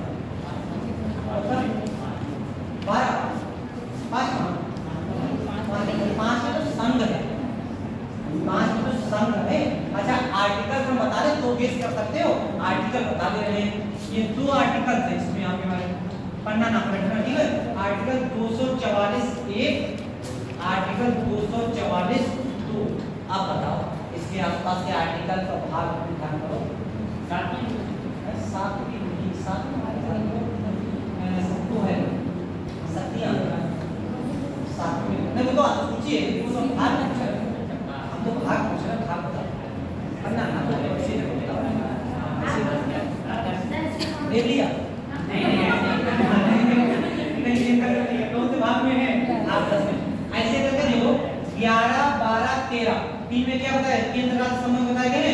आर्टिकल 249 से आप कब उसके आसपास 249 में क्या है केंद्र राज्य संबंध को राज्य सूची के कानून बनाने का अधिकार है। आप 11, 12, 13 तो 11 में आर्टिकल हो जाएगा 10 होगा 9 में तो हमारे एक्ट वाले एरिया होता है कि क्या बोलते हैं संघ राज्य क्षेत्र वाले क्लियर हो जाएंगे। तो इस ऐसे रखते हैं देखो 244(1) और 244(2) यहाँ पर अनुसूचित और जनजातीय क्षेत्रों के प्रशासन की बात की गई है। 244(a) में किसका प्रशासन बात कहा गया है अनुसूचित क्षेत्रों का प्रशासन, अनुसूचित क्षेत्रों का प्रशासन। और 244(2) में कहा गया है जनजातीय क्षेत्रों का प्रशासन, जनजातीय क्षेत्रों का प्रशासन। तो अनुसूचित क्षेत्र भी वो होते हैं जहाँ पे जनजातियां रहती हैं और जनजातीय क्षेत्र भी वो होते हैं जहाँ पे जनजातियां रहती हैं। 75 ये वाला जो एरिया है ये उन जनजातियों की बात कर रहे हैं जिसमें नॉर्थ ईस्ट को छोड़कर, नॉर्थ ईस्ट को छोड़कर यानी कि पूर्वोत्तर भारत के राज्यों को छोड़कर बाकी भारत के जो भी राज्य हैं जहाँ पर अनुसूचित जनजातियां पाई जाती हैं और अगर वहाँ के क्षेत्र को अनुसूचित या अधिसूचित क्षेत्र घोषित किया गया है वहाँ का प्रशासन कैसे चलाया जाएगा इसके बारे में प्रावधान किया गया है 244 जनजातीय समस्याओं में जो जंगलों में रहते हैं, जंगलों में टाइप के लोग रहते हैं। अब कुछ जनजातियां हमारे मुख्य धारा में भी आ गई है तो इनको छोड़ ऐसे क्षेत्रों का प्रशासन जिनको नॉर्थ ईस्ट को छोड़ के हम कह रहे हैं वो कौन से आर्टिकल में है 244 में। और नॉर्थ ईस्ट के 4 राज्यों के जनजातीय क्षेत्रों का प्रशासन कौन से हो जाएगा अनुच्छेद 244(2) में हो जाएगा। ये कौन कौन से हैं A, M, T, M। A से असम, M से मेघालय, T से त्रिपुरा, M से मिजोरम।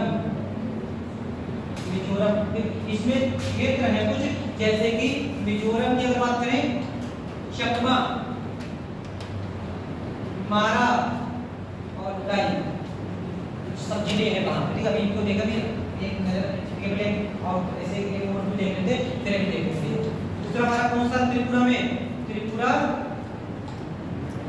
हिल एरिया काउंसिल, दूसरा ये आ जाएगा। मेघालय की अगर बात करें तो मेघालय में आपको मिलेगा गारो, खासी, जैंतिया, गारो, खासी, जैंतिया, ये 3 क्षेत्र मिलेंगे। और असम की अगर बात करें तो कछारी, बोडोलैंड, कार्बी आंगलॉन्ग, 10 जिले कुल मिलाकर 10 जिले हैं। जिन 10 जिलों में हमारे कैसे क्षेत्र हैं, जनजातीय क्षेत्रों की बात कही गई है, 10 जिले। असम में आपको ध्यान रखना कौन सा, कछारी, बोडोलैंड, कार्बी आंगलॉन्ग। मेघालय में गारो, खासी, जैंतिया, त्रिपुरा में त्रिपुरा हिल एरिया काउंसिल, और मिजोरम में चकमा, मारा, लाई। ये 10 जिले हैं जहां पर आपको जनजातीय क्षेत्र देखने को मिलते हैं। ये 3 एरिया को ध्यान से सुनिए, गारो, खासी, जैंतिया। मेघालय में 3 पहाड़ियां हैं, 3 जिले हैं और 3 जनजातियां हैं वहां पर। जैसे आप नॉर्थ ईस्ट वाला ऐसे पूरा अगर एरिया कर देखोगे, ऐसे करके हमारा पूरा एरिया बना हुआ, यहीं पे आपको राज्य मिलेगा। राज्य कौन सा है, मेघालय। इस मेघालय का ऐसे करके यहाँ पर 3 पहाड़ियां, गारो, खासी, जैंतिया, ऐसे करके 3 पहाड़ियां हैं।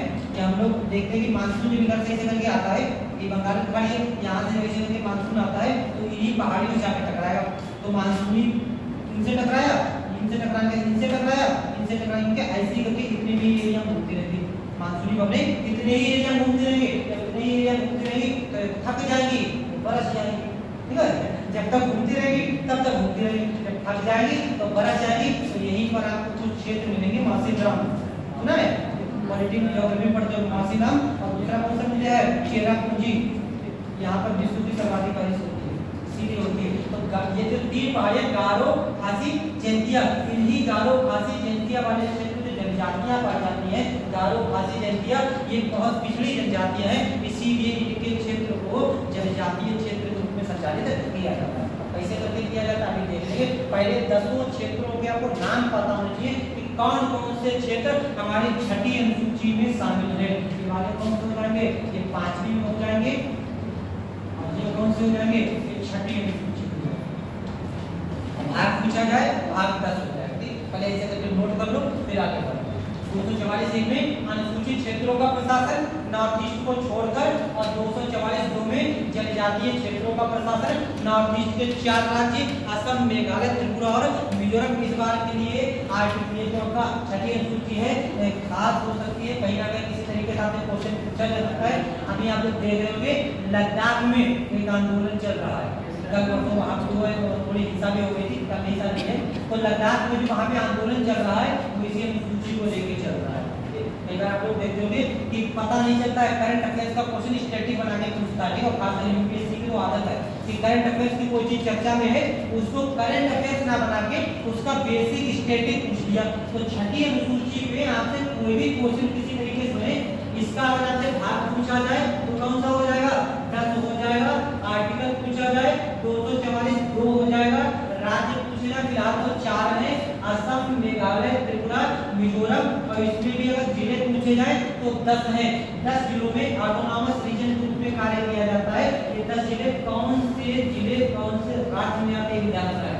असम में कछारी, बोडोलैंड, कार्बी आंगलॉन्ग, ये असम के हैं। मेघालय के गारो, खासी, जैंतिया, और त्रिपुरा का त्रिपुरा हिल एरिया काउंसिल, और मिजोरम का चकमा, मारा, लाई। ये 10 जिले आपको याद रखने हैं जहां पर ऑटोनॉमस रूप से कार्य किया जाता है। अब कैसे किया जाता है इसको देखिए।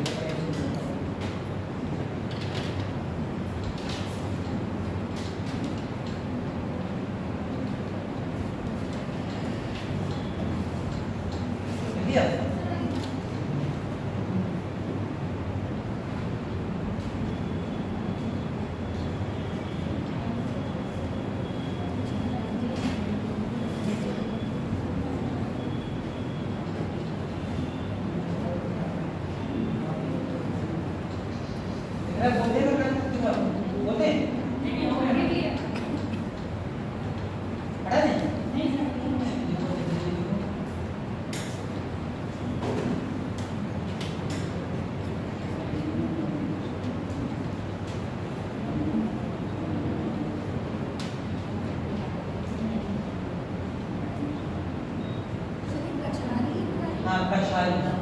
कछार वाला एरिया होता है, कछार वाला एरिया होता है और दूसरे क्षेत्र है कछारी।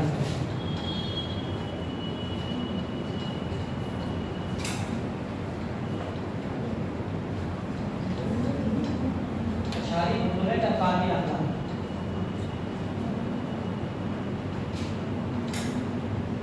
मेघालय में गारो, खासी और जैन।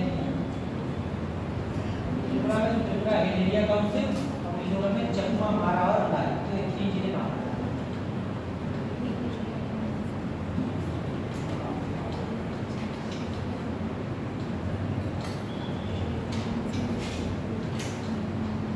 हो गया हटा दें।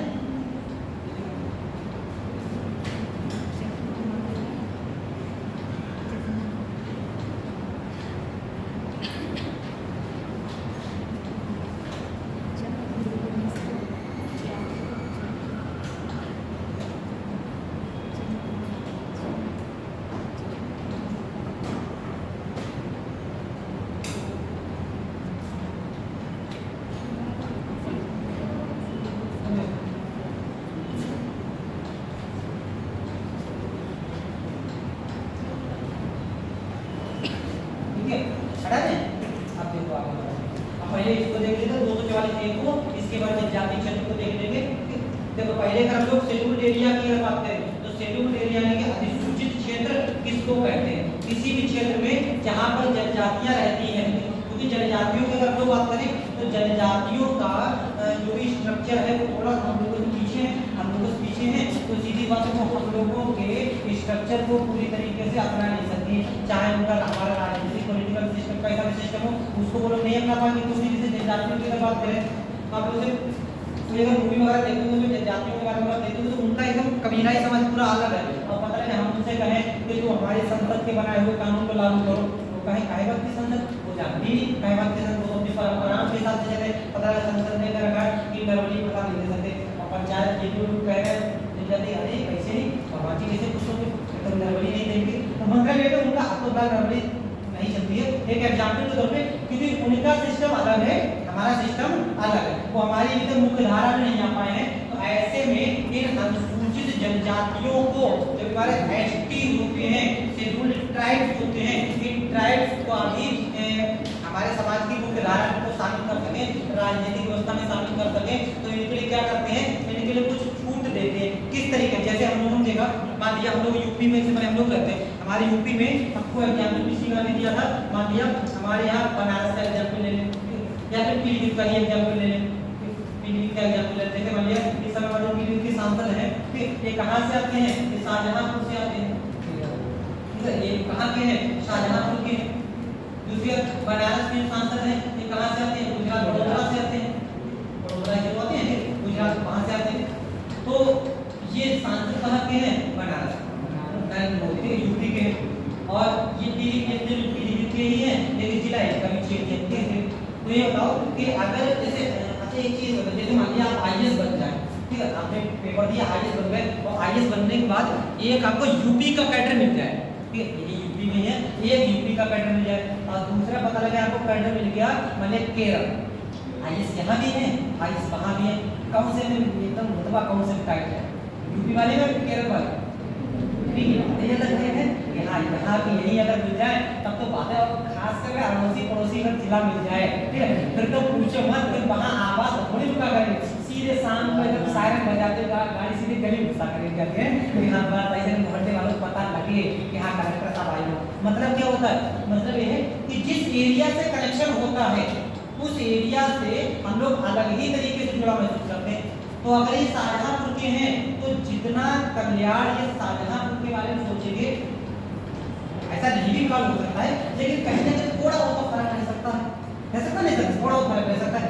ऐसे ही अगर हम लोग जनजातियों के बारे में बात करें, मान लिया कोई क्षेत्र ऐसा है वहाँ पे जनजातियाँ रहती हैं, और वहाँ की पता लगे सांसद हम लोगों के बीच का कोई व्यक्ति पहुँच जाए, हम लोगों के बीच का कोई व्यक्ति वहाँ का सांसद पहुँच जाए, और वहाँ जनजाति मिलने के लिए गए, ये अपनी गुगू कर रहे हैं और सांसद को समझ में नहीं आ रही है कि क्या कहें। एक ही बार वहाँ पे जाएंगे क्षेत्र में दोबारा नहीं जाए, पता नहीं क्या कौन सी शिकायत लेके चले जाए, क्या लिख के दिया, क्या बोल के समझ में नहीं आएगा, ठीक है, ऐसा हो सकता है। तो तो ऐसे में ये अब जो उनके सांसद हैं वो आपस में एक दूसरे से कटाव महसूस करेंगे। ठीक, तो इसके लिए जरूरी होता है कि इनके क्षेत्र में वही व्यक्ति सांसद या विधायक या वहाँ की शासन प्रणाली वही व्यक्ति चलाए तो इन्हीं के बीच का व्यक्ति। ठीक, तो इनके क्षेत्र को क्या कर देते हैं, कुछ ऑटोनॉमस रीजन के रूप में चलाया जाता है, स्वायत्त क्षेत्र के रूप में चलाया जाता है। और स्वायत्त क्षेत्र आपको कौन से क्षेत्र में देखने को मिलते हैं, 244 यहाँ की अगर हम लोग बात करें अनुसूचित क्षेत्रों की बात करें तो यहाँ पर एसटी जनजाति के लोग रहते हैं, शेड्यूल्ड ट्राइब जनजाति के लोग रहते हैं, लेकिन किन क्षेत्र को अधिसूचित क्षेत्र घोषित किया जाएगा, ये घोषित करने का अधिकार किसके पास है, राष्ट्रपति के पास है। क्योंकि शेड्यूल्ड ट्राइब्स जो है ये सब शेड्यूल्ड ट्राइब्स ऐसी नहीं है, बहुत ही पीछे है। कुछ जनजातियां ऐसी है जो पीछे है, कुछ जनजातियां ऐसी है जो थोड़ी सी आगे आगे, जैसे कि एग्जाम्पल के तौर पे आपको राजस्थान की एक जनजाति मिलेगी, इसका नाम मीणा, ठीक है, राजस्थान की मीणा जनजाति इतनी एक्टिव है, इतने लोग आगे आपको आपको IAS से बहुत से आपको सिलेक्शन मीणा जनजाति के लोग मिल जाएंगे, राजस्थान की मीणा जनजाति के लोग। तो ये हमारे समाज के मुख्य धारा आ चुके हैं, बहुत से आपको जनजाति, राजस्थान बहुत फेमस जनजाति है मीणा जनजाति, IAS की सिलेक्शन होते हैं, इनका बहुत अच्छे इनका जो है परफॉर्मेंस रहती है, बहुत अच्छे सिलेक्शन होते हैं। तो ये तो समाज की हमारे मुख्य धारा में काफी हद तक आ चुके हैं, लेकिन वही पता लगे एक जनजाति जोड़वे, ये कहाँ रहती है, अंडमान निकोबार में रहती है। ये मतलब ये IAS बनने बहुत दूर की बात है, ये अगर छोटा बड़ा में होता तो ठीक है, ये हमारी भाषा ही नहीं समझ पाते, तो ये तो बहुत ही पीछे है। तो इनके क्षेत्र के लिए व्यवस्था अलग होनी चाहिए, इनके क्षेत्र की व्यवस्था अलग होनी चाहिए। अब पता लगे जिस गांव में मीणा जनजाति के लोग रहते हैं उनसे कह दिया जाए कि हाँ ये एक प्रोटेक्टेड एरिया है, ये शेड्यूल्ड एरिया है, तो इनके क्षेत्र को भले ही शेड्यूल्ड एरिया घोषित ना किया जाए, लेकिन इनके क्षेत्र को शेड्यूल्ड एरिया घोषित करना चाहिए। ठीक है, क्योंकि ये तो हमारी भाषा को समझ लेते हैं, हमारे यहाँ के सांसद जाएंगे वो इनको समझ लेंगे, ये उनको समझ लेंगे, लेकिन जोर में नहीं समझ पाएंगे, पता नहीं अपनी वो कर रहे हैं, ठीक है, और हमारे सांसद अपनी कर रहे हैं, ठीक है, और ऐसा नहीं समझ पाएंगे। तो इनके एरिया को क्या करते हैं, इनके एरिया को शेड्यूल्ड एरिया के रूप में घोषित कर सकते हैं, लेकिन ये घोषित करने का अधिकार किसके पास होता है, राष्ट्रपति। तो पहला पॉइंट तो ये जानना है कि 5वीं अनुसूची में आर्टिकल 244(1) में अनुसूचित क्षेत्रों के प्रशासन का प्रावधान किया गया है, और इसमें उन राज्यों को शामिल करते हैं नॉर्थ ईस्ट के क्षेत्रों को छोड़कर। नॉर्थ ईस्ट का कोई भी राज्य आर्टिकल 244(1) के तहत अनुसूचित क्षेत्र घोषित नहीं किया जाएगा, क्योंकि नॉर्थ ईस्ट की जनजातियों की पोजीशन थोड़ी अलग है, बाकी क्षेत्र राज्यों की पोजीशन थोड़ी सी अलग है, इसलिए अलग किया गया। तो इस क्षेत्र में जहां पर जनजातियां रहती हैं उस क्षेत्र को अनुसूचित क्षेत्र यानी कि शेड्यूल्ड एरिया के रूप में घोषित करने का अधिकार किसके पास होगा, राष्ट्रपति के पास। जिन जिन क्षेत्रों में अनुसूचित या अधिसूचित क्षेत्र होते हैं वहां के राज्यपाल को कुछ विशेष शक्तियां दी जाती हैं, वहां के राज्यपाल को कुछ विशेष शक्तियां दी जाती है। किस तरीके से, जैसे यहाँ के राज्यपाल क्या करेंगे, इन राज्यों में जहां भी शेड्यूल्ड एरिया होंगे उन राज्यों में ये क्या करेंगे, ट्राइब्स एडवाइजरी काउंसिल का गठन करें, जनजातीय सलाहकार परिषद, जनजातीय सलाहकार परिषद, मतलब जहां पर जनजातियां रहती हैं और जिन क्षेत्रों को राष्ट्रपति ने अनुसूचित क्षेत्र घोषित कर रखा है उस क्षेत्र का शासन चलाने के लिए उस राज्य के राज्यपाल क्या करेंगे, एक ट्राइब्स एडवाइजरी काउंसिल का गठन करेंगे। जैसे मान लीजिए एग्जाम्पल के तौर पे हम ऐसे करके एक एरिया ले लेते हैं, ऐसे करके एक एरिया ले लिया, मान लीजिए ये वाला हमारा एक राज्य जैसे करके हिमाचल प्रदेश है, ये हमारा राज्य हिमाचल प्रदेश है। इस हिमाचल प्रदेश में मान लीजिए जनजातियां रहती हैं और यहाँ पर किसी क्षेत्र को अनुसूचित क्षेत्र घोषित किया गया, तो इस ट्राइब्स एडवाइजरी काउंसिल का कार्य पूरे राज्य के लिए नहीं होगा, इसका कार्य सिर्फ उतने एरिया के लिए होगा जितने एरिया को शेड्यूल्ड एरिया घोषित किया गया, ठीक है, जितने एरिया को राष्ट्रपति घोषित कर देंगे कि इतना एरिया हमारा क्या है, ये शेड्यूल्ड एरिया है, और इस क्षेत्र इतने से क्षेत्र का प्रशासन पूरे राज्य की बात नहीं है, केवल उतने से एरिया का प्रशासन चलाने के लिए राज्यपाल क्या करेंगे, एक ट्राइब्स एडवाइजरी काउंसिल का गठन कर देंगे, ताकि उस क्षेत्र की जनजातियों के कल्याण के लिए सलाह मशवरा किससे किया जा सके, ट्राइब्स एडवाइजरी काउंसिल से किया जा सके। संसद का कोई भी कानून उतने से एरिया पर लागू होगा या नहीं होगा ये डिसाइड कौन करेंगे, राज्यपाल, ठीक है। फिलहाल तो संसद का बनाया हुआ कानून पूरे भारत राज्य क्षेत्र में लागू होता है, भारत के राज्य क्षेत्र के बाहर लागू होगा कि नहीं होगा, एक्स्ट्रा टेरिटोरियल इफेक्ट लागू होगा कि नहीं होगा। संसद में कोई कानून बनाया, ये हमारे भारत का राज्य क्षेत्र है, ठीक है, जहाँ जहाँ तक हमारी सीमा है उसको राज्य क्षेत्र करें। तो अगर संसद ने कोई कानून बनाया तो इस राज्य क्षेत्र से बाहर वो लागू होगा या नहीं होगा?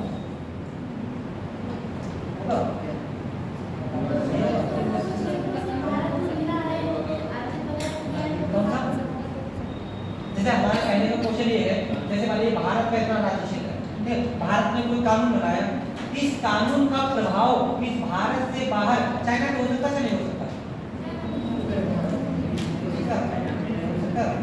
ये नहीं हो सकता है, सबका नहीं हो सकता है। हाँ, भारत का क्षेत्र इतना हो गया, अब मान लीजिए चाइना है, ठीक है, इतना इधर चाइना, तो चाइना में इसका कुछ प्रभाव जा सकता है कि नहीं जा सकता है हमारे संसद में इस कानून में?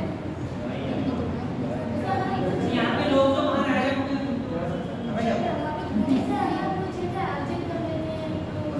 नहीं, तो हमने चाइना कब्जे पूरी किया, चाइना किसी अर्जित कर देंगे। हाँ, जैसे चाइना अपने अर्जित देगा तो ये क्षेत्र इसका प्रभाव चाइना पर होगा कि नहीं होगा? नहीं होगा, सही है। आगे बताओ, बीएनएस की कौन सी धारा के तहत मर्डर का चार्ज लगता है? हाँ, 101, इसी में ये है 101 है, फिलहाल उसमें तो 302 थी, आईपीसी में सीआरपीसी में 302 थी, इसमें अगर 101 है। अब ऐसे एग्जाम्पल हमको, ठीक है, जैसे मान लिया आज हमारा मन हुआ कि चाइना में जाके बसेंगे, जाके चाइना का एग्जाम्पल हमारा मन हो रहा है कि चाइना में जाके वहीं पे रहेंगे जाके, ठीक है, बहुत मतलब थोड़ा लॉकडाउन पीछे ले लिया, लॉकडाउन में सबसे वहाँ पे उसके बाद वहाँ पे रहने की व्यवस्था हो जाएगी, वहाँ की नागरिकता पता ले लेंगे और वहीं पर रहेंगे। एकदम टिकट बुक करा रखी है, फ्लाइट से जाने के लिए सीधे बीजिंग पे जाके उतरना है, ठीक है, रास्ते में नॉन स्टॉप है, ठीक है, भारत में कहीं स्टॉप नहीं, यहाँ से दिल्ली से डायरेक्ट फ्लाइट कहाँ जा रही है? बीजिंग जा रही है। एग्जाम्पल के तौर पर समझो, अपने आप चीज समझ आ जाए। अब मान लिया हमने यहाँ से टिकट कराई और जैसे ही हम मतलब एयरपोर्ट मुझे बोर्डिंग कराने का एयरपोर्ट पे प्लेन में बैठे ही हैं, ठीक है, बैठने लगे थे, उससे जस्ट पहले बैठने से जस्ट पहले हमने क्या किया था? हमने जब घर से निकले थे हमने कोई मर्डर कर दिया था, ठीक है, मर्डर करने के बाद निकले और उस समय वो जहाँ रिपोर्ट बाद में लिखे तब तक हमारा बीजिंग पहुँच चुके होंगे, ठीक, बाद में रिपोर्ट लिखी गई, सीसीटीवी वगैरह सब मंगा ली गई, कौन थे? अतुल थे, ठीक है, तब कहाँ पहुँच गए? बीजिंग में पहुँच गए। अब बताइए, अरे वाह आ गए, अब बच गए, अब भारत नहीं लौट के जाएंगे, भारत लौट के जाएंगे तो बीएनएस की धारा 101 के तहत मुकदमा पंजीकृत कर दिया जाएगा। तो पता हम बीजिंग में हैं तो हमारे खिलाफ मुकदमा पंजीकृत किया जाएगा कि नहीं किया जाएगा? किया जाएगा, भारत में किया जाएगा, समझ रहे?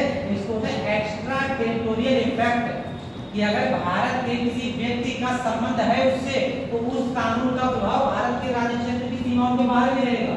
पता नहीं बताया संसद का राज्य विधान में किस तरीके से किया है, तो ऐसा थोड़ी कि बात तो निकल गए हैं भारत की सीमा क्षेत्र क्रॉस करके बच गए, अगर आधा घंटा में लेट हो जाती फ्लाइट तो फ्लाइट में से उठा के लेके चले जाते, मतलब बची अभी भी नहीं है। अब बीजिंग से लेके चले आएंगे, इसको देख लो, जब डिपोर्टेशन ट्रीटी होती है दूसरे देशों के साथ हमारी ऐसी ट्रीटी की जाती है, संधि की जाती है, वहां से आरोपी को क्या कर सकते हैं? हमारे यहाँ लेके आएंगे। ऐसा कानून पूरे भारत के राज्य क्षेत्र में लागू होगा, लेकिन अगर कोई क्षेत्र अनुसूचित क्षेत्र घोषित किया गया है तो शेड्यूल्ड एरिया में बिना राज्यपाल की अनुमति के ऐसा कानून लागू नहीं होगा, ठीक है, ये उसका अपवाद हो जाता है। संसद के कानून का एक अपवाद हो जाता है कि फिलहाल तो पूरे भारत के राज्य क्षेत्र में लागू होगा, लेकिन किसी एरिया को अगर राष्ट्रपति ने शेड्यूल्ड एरिया घोषित कर रखा है तो उस एरिया में उस राज्य के राज्यपाल की अनुमति के बिना वैसा कानून लागू नहीं होगा। पहला पॉइंट ये ध्यान रखना है। दूसरा पॉइंट, आपको अनुसूचित क्षेत्र का पूछा जाए शेड्यूल्ड एरिया घोषित करने का अधिकार किसके पास होता है? राष्ट्रपति के पास। आप मान लिया हमने कहा ऐसे कि ये इतना बड़ा हिमाचल प्रदेश है हमारा, हमने इतने से एरिया को शेड्यूल्ड एरिया घोषित कर दिया राष्ट्रपति ने। अब इन जनजातियों का थोड़ा सा विस्तार हो गया, अब इस क्षेत्र को थोड़ा सा बढ़ाना है, ठीक है, इसको इतना करना है, बढ़ाकर इतना करना है। इस अनुसूचित क्षेत्र शेड्यूल्ड एरिया के क्षेत्र में विस्तार करने का अधिकार किसके पास है? राज्यपाल के पास या राष्ट्रपति के पास या किसी और अथॉरिटी के पास? राज्यपाल के पास, ये राष्ट्रपति के पास। ध्यान रखना, इस शेड्यूल्ड एरिया से संबंधित एरिया का जितना भी कॉन्सेप्ट है वो सब कौन बनाएंगे? राज्यपाल बनाएंगे। शक्तियां राज्यपाल राष्ट्रपति में, शक्तियां किसकी होंगी यहाँ पर? राज्यपाल। यानी कि शेड्यूल्ड एरिया घोषित करने, उसके क्षेत्र को कम करने, उसके क्षेत्र को बढ़ाने का अधिकार किसके पास होता है? राष्ट्रपति के पास। पहला पॉइंट ध्यान रखना। दूसरा पॉइंट, जिन क्षेत्रों में भी शेड्यूल्ड एरिया होंगे वहां का शासन चलाने के लिए राज्यपाल क्या करेंगे, एक ट्राइब्स एडवाइजरी काउंसिल का गठन करेंगे। आपसे क्वेश्चन आएगा कि जनजातीय सलाहकार परिषद में कितने सदस्य हो सकते हैं, इसमें मैक्सिमम सदस्यों की संख्या 20 हो सकती है। ठीक है, ट्राइब्स एडवाइजरी काउंसिल में मैक्सिमम सदस्यों की संख्या कितनी होगी, 20 होगी। और इसमें लोग होते कौन हैं, जो 20 लोग होंगे इनमें से 3/4 सदस्य, कम से कम 3/4 सदस्य जो होंगे ये कौन होंगे, ये उस राज्य की विधानमंडल के जो हमारे जनजातीय विधायक होते हैं, जनजातीय विधायक होते हैं उनमें से लिए जाए। ठीक है, जैसे मान लीजिए हिमाचल प्रदेश की बात करें तो हिमाचल प्रदेश का जो विधानमंडल और विधानसभा, हिमाचल प्रदेश की जो विधानसभा है उसमें से इसके 3/4 सदस्य ऐसे लिए जाएंगे जो वहां के जनजातीय विधायक। ठीक है, ये चीज यानी 3/4 कितने हो जाएंगे, 4 महीने बाद देना 15 हो जाएंगे। तो 20 में से 15 सदस्य उस राज्य के जनजातीय विधायक होंगे। बाकी के जो सदस्य बचे हुए हैं उनको राज्यपाल क्या करेंगे, मनोनीत कर देंगे। बाकी के सदस्यों को राज्यपाल मनोनीत कर देंगे। इस ट्राइब्स एडवाइजरी काउंसिल का कार्य केवल उनको एडवाइस देना होता है, यानी कि सलाहकारी प्रवृत्तियों के तहत कार्य करते हैं। इस सलाहकारी कार्य इसका किया जाता है, यहाँ पर ऐसी सलाह राष्ट्रपति या राज्यपाल से कार्यकारी नहीं। ठीक है, इतनी चीजें आपको ध्यान रखनी है आर्टिकल 244(1) में। पहला पॉइंट 244(1) में कौन से अनुसूची के क्षेत्र दिए गए हैं, 5वीं अनुसूची के क्षेत्र दिए गए हैं। इसको क्या कहते हैं, इसको शेड्यूल्ड एरिया कहते हैं। शेड्यूल्ड एरिया में 5वीं अनुसूची में कौन से क्षेत्र शामिल हैं, नॉर्थ ईस्ट को छोड़कर बाकी जहां जहां शेड्यूल्ड ट्राइब्स पाई जाएंगी वहां पर शेड्यूल्ड एरिया घोषित कर सकते हैं। कौन घोषित करेंगे, राष्ट्रपति घोषित करेंगे। इसके क्षेत्रफल को बढ़ाना कम करना ये सब किसके अधिकार क्षेत्र में आता है, राष्ट्रपति के अधिकार क्षेत्र में आता है। संसद का कोई भी कानून इस एरिया में लागू होगा या नहीं लागू होगा या थोड़े बदलाव के साथ लागू होगा, ये कौन डिसाइड करेंगे, राज्यपाल डिसाइड करेंगे। और अगली बात कि राज्यपाल इस राज्य में उस क्षेत्र का शासन चलाने के लिए एक ट्राइब्स एडवाइजरी काउंसिल का गठन करेंगे, जिसमें अधिकतम 20 सदस्य होंगे, जिसकी कम से कम 3/4 सदस्य उस राज्य के विधानमंडल के जनजातीय विधायकों में से आएंगे। शेष सदस्यों को राज्यपाल मनोनीत करेगा। क्लियर है कितनी बातें, ये हमारा हो जाता है आर्टिकल 244(1) और 5वीं अनुसूची का प्रशासन। क्लियर इतनी चीजें, ठीक है, इसको नोट कर लो पहले, ये भी डालो।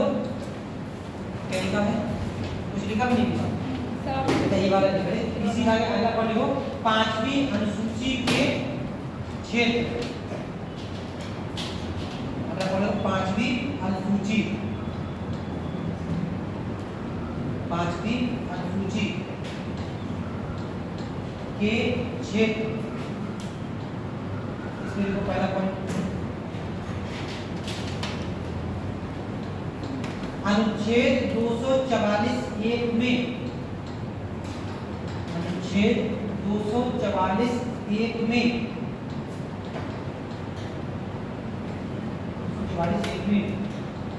अनुसूचित क्षेत्रों, अनुसूचित या अधिसूचित क्षेत्रों के प्रशासन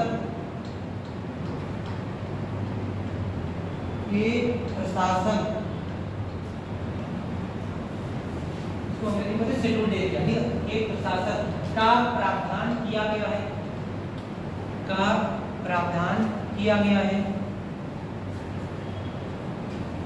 अगला पॉइंट, इसमें उन राज्यों के, इसमें उन राज्यों के नहीं, इसमें उन राज्यों के अनुसूचित क्षेत्रों को, इसमें उन राज्यों के अनुसूचित क्षेत्रों को शामिल किया जाता है, शामिल किया जाता है जो पूर्वोत्तर भारत में नहीं आते,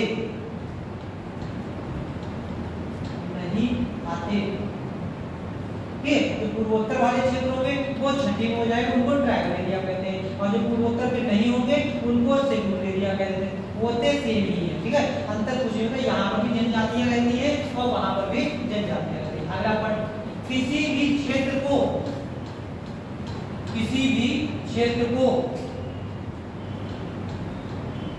अधिसूचित क्षेत्र, किसी भी क्षेत्र को अधिसूचित क्षेत्र घोषित करने, किसी भी क्षेत्र को अधिसूचित क्षेत्र घोषित करने, उसकी सीमा घटाने,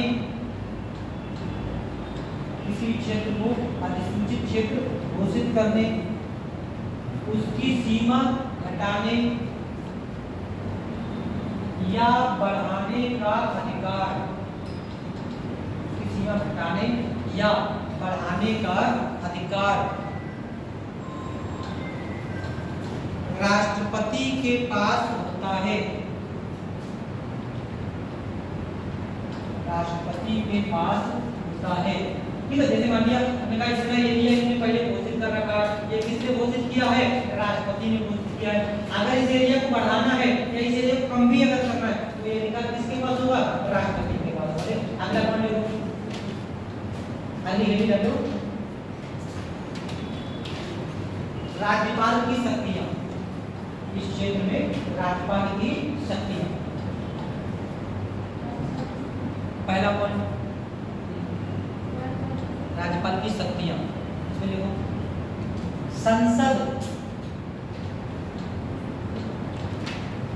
संसद या राज्य विधानमंडल द्वारा, संसद या राज्य विधानमंडल द्वारा पारित, संसद या राज्य विधानमंडल द्वारा पारित कोई विधेयक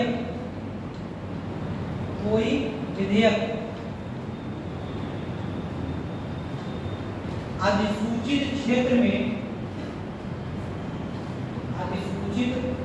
में लागू होगा या नहीं, लागू होगा या नहीं, या कुछ परिवर्तनों के साथ, या कुछ परिवर्तनों के साथ लागू होगा, या कुछ परिवर्तनों के साथ लागू होगा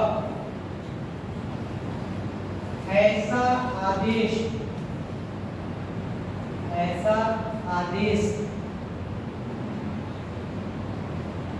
राज्यपाल दे सकते हैं, ऐसा आदेश राज्यपाल दे सकते हैं। मतलब ये है कि जहाँ जहाँ पर भी शेड्यूल्ड एरिया होता है वहाँ वहाँ के राज्यपाल अन्य राज्यों की अपेक्षा शक्तिशाली होते हैं। मतलब वो उस एरिया में राज्य विधानमंडल के या संसद के द्वारा बनाए गए कानून को लागू करने से मना करने का आदेश दे सकते हैं कि वाला कानून इतने एरिया में लागू नहीं होगा, बाकी सब में लागू होगा। जैसे मानिए हाँ, तो ये मतलब संसद या राज्य विधानमंडल मतलब राज्यपाल है, उनका ये आदेश मानने के लिए बाध्यकारी होगा। कौन? राज्यपाल का ये आदेश है कि लागू होगा या नहीं होगा, तो ये संसद या राज्य विधानमंडल, हाँ, वहाँ कानून लागू होगा ही। जैसे मान लिया अगर जैसे चाहे हिमाचल प्रदेश ने कानून बनाया या फिर केंद्र सरकार ने बीएनएस ले लें, एग्जाम्पल के तौर पे बीएनएस ले लेते हैं, ठीक है, ये लागू होता होगा, कहीं भी लागू नहीं होता है। एग्जाम्पल ले रहे हैं, मान लीजिए बीएनएस किसने बनाया है, संसद के द्वारा बनाया गया, तो संसद के द्वारा अगर बीएनएस बनाया गया है और हिमाचल प्रदेश में इतना एरिया अगर हमारा शेड्यूल एरिया है तो हिमाचल प्रदेश के राज्यपाल ने आदेश दे दिया कि ये हमारा बीएनएस क्षेत्र में लागू नहीं होगा, तो बाकी पूरे हिमाचल प्रदेश में लागू होगा, बस इतने से एरिया में लागू नहीं होगा। ठीक है, ये आदेश देने का अधिकार किसके पास होता है, राज्यपाल का। राज्यपाल ऐसा आदेश किसको भेज देंगे, संसद को भेज देंगे, और राज्य विधानमंडल ने बनाया राज्य विधानमंडल को भेज देंगे। कितने से एरिया में ये कानून लागू होगा, ऐसा नहीं पूरे भारत पूरे हिमाचल में लागू होगा, पूरे हिमाचल में लागू होगा, फिर इतना सा एरिया इसका आपको आता है, इतने से लागू होगा। जहाँ जहाँ उतना सा वाला एरिया ये है, बीच में इतना एरिया और जनजातीय क्षेत्र, तो यहाँ पर ऐसे लागू नहीं होगा। ठीक है, ऐसे तो जहाँ पर भी होगा राज्यपाल को ये शक्ति होती है कि वो चाहे संसद का कानून हो चाहे विधानमंडल का कानून हो, कानून लागू नहीं होगा। या फिर ऐसे ही कर सकता है कि पूरा कानून ना लागू करके थोड़ा सा चेंज कर देते, ये 4 प्रावधान लागू नहीं होंगे बाकी हो जाए, ऐसा कर सकते हैं। कौन करेंगे? राज्यपाल करेंगे। तो दूसरे राज्यों की अपेक्षा ऐसे राज्यों के राज्यपाल मजबूत हो जाते हैं, इनकी शक्तियां ज्यादा हो जाती है। अगला पढ़ लो, आगे ये लो जनजातीय सलाहकार परिषद। ये जनजातीय सलाहकार परिषद, जनजातीय सलाहकार परिषद, इसलिए वो पहला पढ़ जनजातीय सलाहकार परिषद पहला पढ़। जिन राज्यों में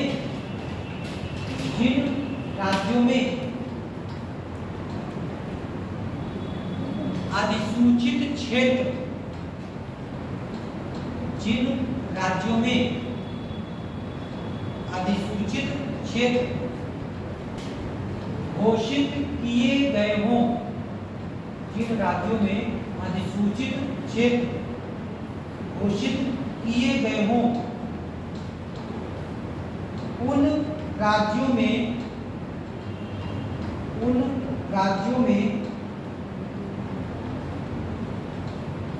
राज्यपाल, उन राज्यों में राज्यपाल जनजातीय सलाहकार परिषदें लगाती है। जनजातीय सलाहकार परिषद, अंग्रेजी में TAC, ट्राइब्स एडवाइजरी काउंसिल, जनजातीय सलाहकार परिषद, ट्राइब्स एडवाइजरी काउंसिल का गठन कर सकते हैं, का गठन कर सकते हैं।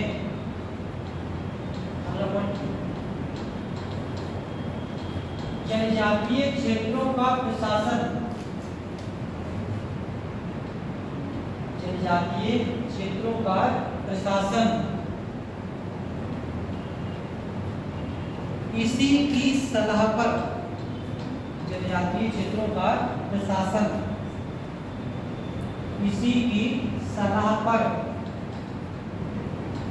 किया जाता है, इसी की सलाह पर किया जाता है।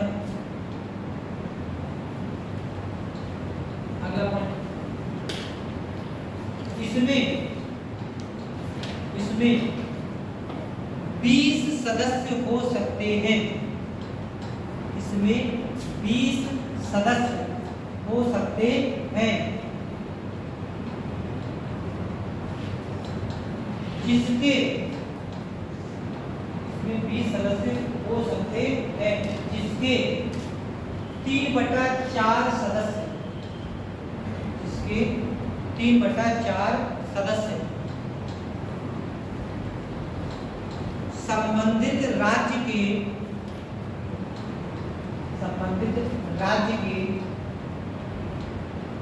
विधानमंडल के, संबंधित राज्य के विधानमंडल के जनजातीय विधायकों में से, जनजातीय विधायकों में से होंगे, जनजातीय विधायकों में से होंगे। शेष सदस्य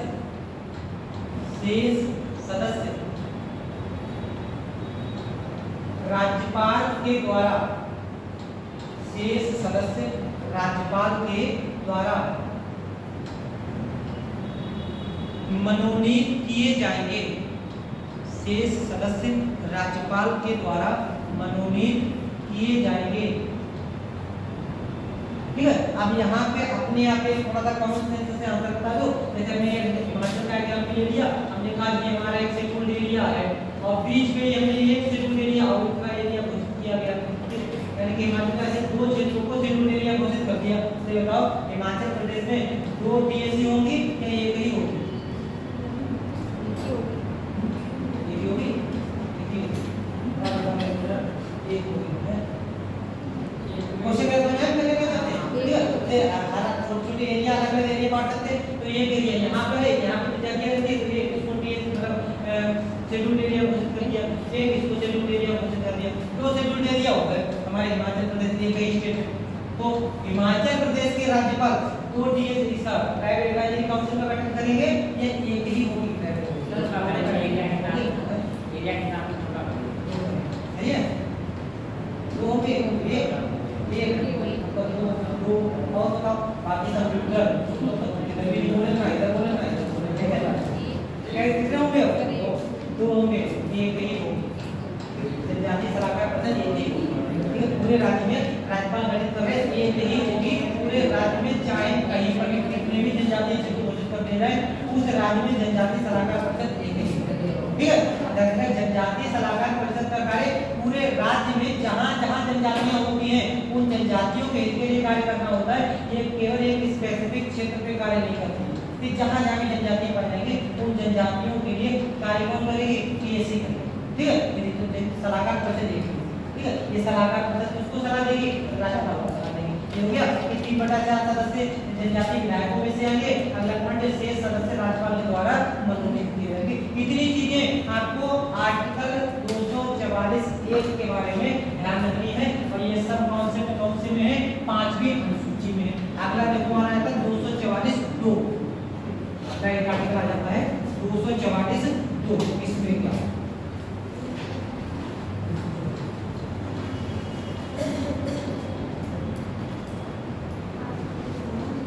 थोड़ा सा देख लेते हैं। अगला था 244(2).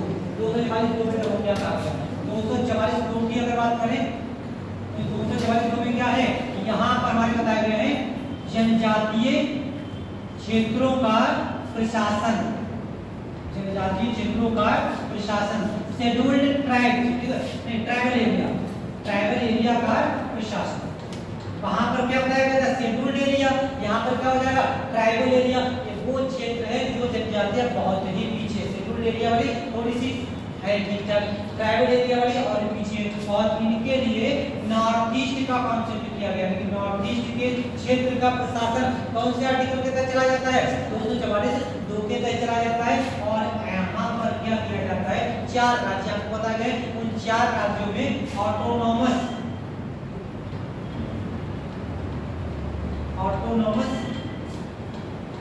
District council, autonomous district council, इसका गठन किया गया स्वायत्त जिला परिषदें। वहां पर क्या थी, वहां पर ट्राइब्स एडवाइजरी काउंसिल थी और यहाँ पर क्या है, ऑटोनॉमस डिस्ट्रिक्ट काउंसिल, स्वायत्त जिला परिषद, इसका गठन किया जाता है। ऐसे करके नॉर्थ ईस्ट के 4 राज्यों में कुल 10 परिषदों का गठन किया गया। कुल मिलाकर 10 परिषद हमारी बनी हुई है जहां पर ऑटोनॉमस डिस्ट्रिक्ट काउंसिल के रूप में कार्य किया जाता है। बिना कॉपी में देखे बता दो कौन कौन सी परिषद कहां पे अभी बताएगी। असम, दूसरा कौन सा, मेघालय, तीसरा कौन सा, त्रिपुरा और चौथा कौन सा, मिजोरम। ठीक है, देखो 4 की चारों राज्यों की 10 की 10 डिस्ट्रिक्ट काउंसिल आपको पता होगी कौन से राज्य में कौन सी है। देखो असम में कौन कौन सी मिलेगी, असम में एक मिलेगी कार्बी आंगलांग,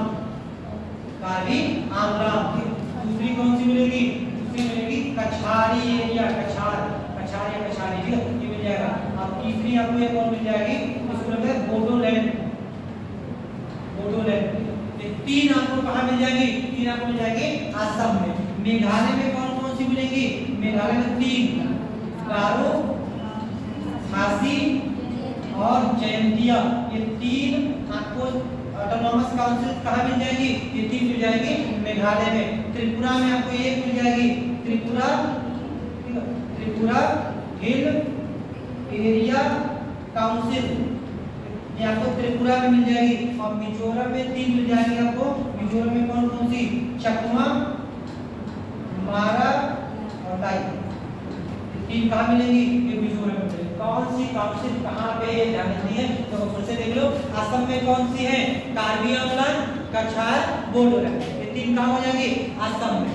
मेघालय में ये तो ध्यान ही रहेंगी, ये तो बड़ा फेमस है, गारो, खासी, जयंतिया, तीनों कहाँ है, मेघालय में। त्रिपुरा वाला भी याद रहेगा कि Tripura hill area council Tripura में, इसमें और इसमें कंफ्यूज हो सकते हो। मिजोरम में चकमा, मारा, लाई, ये तीनों कहाँ है, मिजोरम में। असम में कार्बी आंगलांग, कछार, बोडोलैंड, ये टीम कहाँ है? ये असम में। एक दो बार पढ़ोगे ये तो आपको याद हो जाएगी कौन सी कर देखो। मेघालय वाले के लिए बोलोगे, मेरे ख्याल से बहुत चर्चा में रहती, हिस्ट्री में भी पढ़ा होगा। वो विद्रोह थे, जयंतिया खासी विद्रोह, जयंतिया विद्रोह, अहो विद्रोह से विद्रोह पढ़े होंगे, ठीक। तो वहां पर भी खासी विद्रोह आया होगा।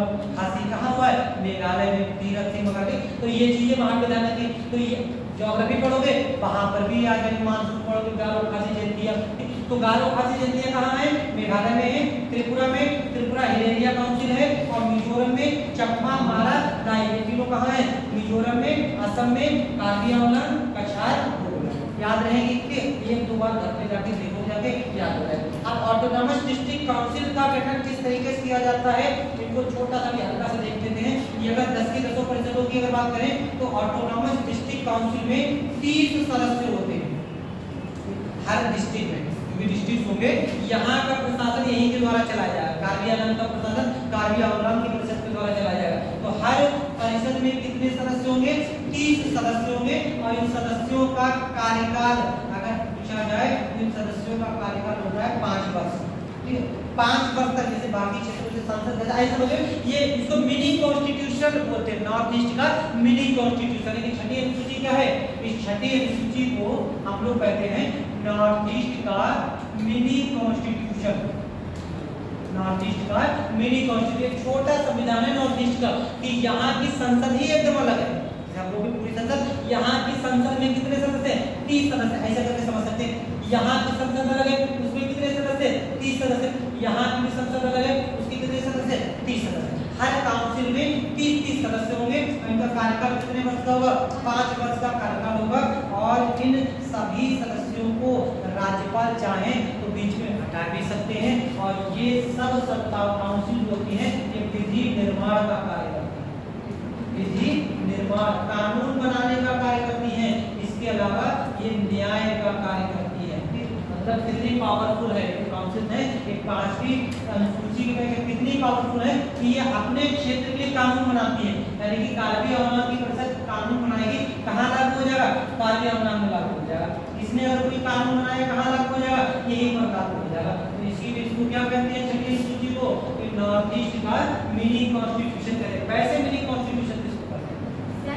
42वें संविधान संशोधन को। आपसे पूछ लिया नॉर्थ ईस्ट का मिनी कॉन्स्टिट्यूशन किसको कहते हैं? तो छठी अनुसूची। छठी अनुसूची या फिर आर्टिकल अगर आ जाए तो कौन सा है?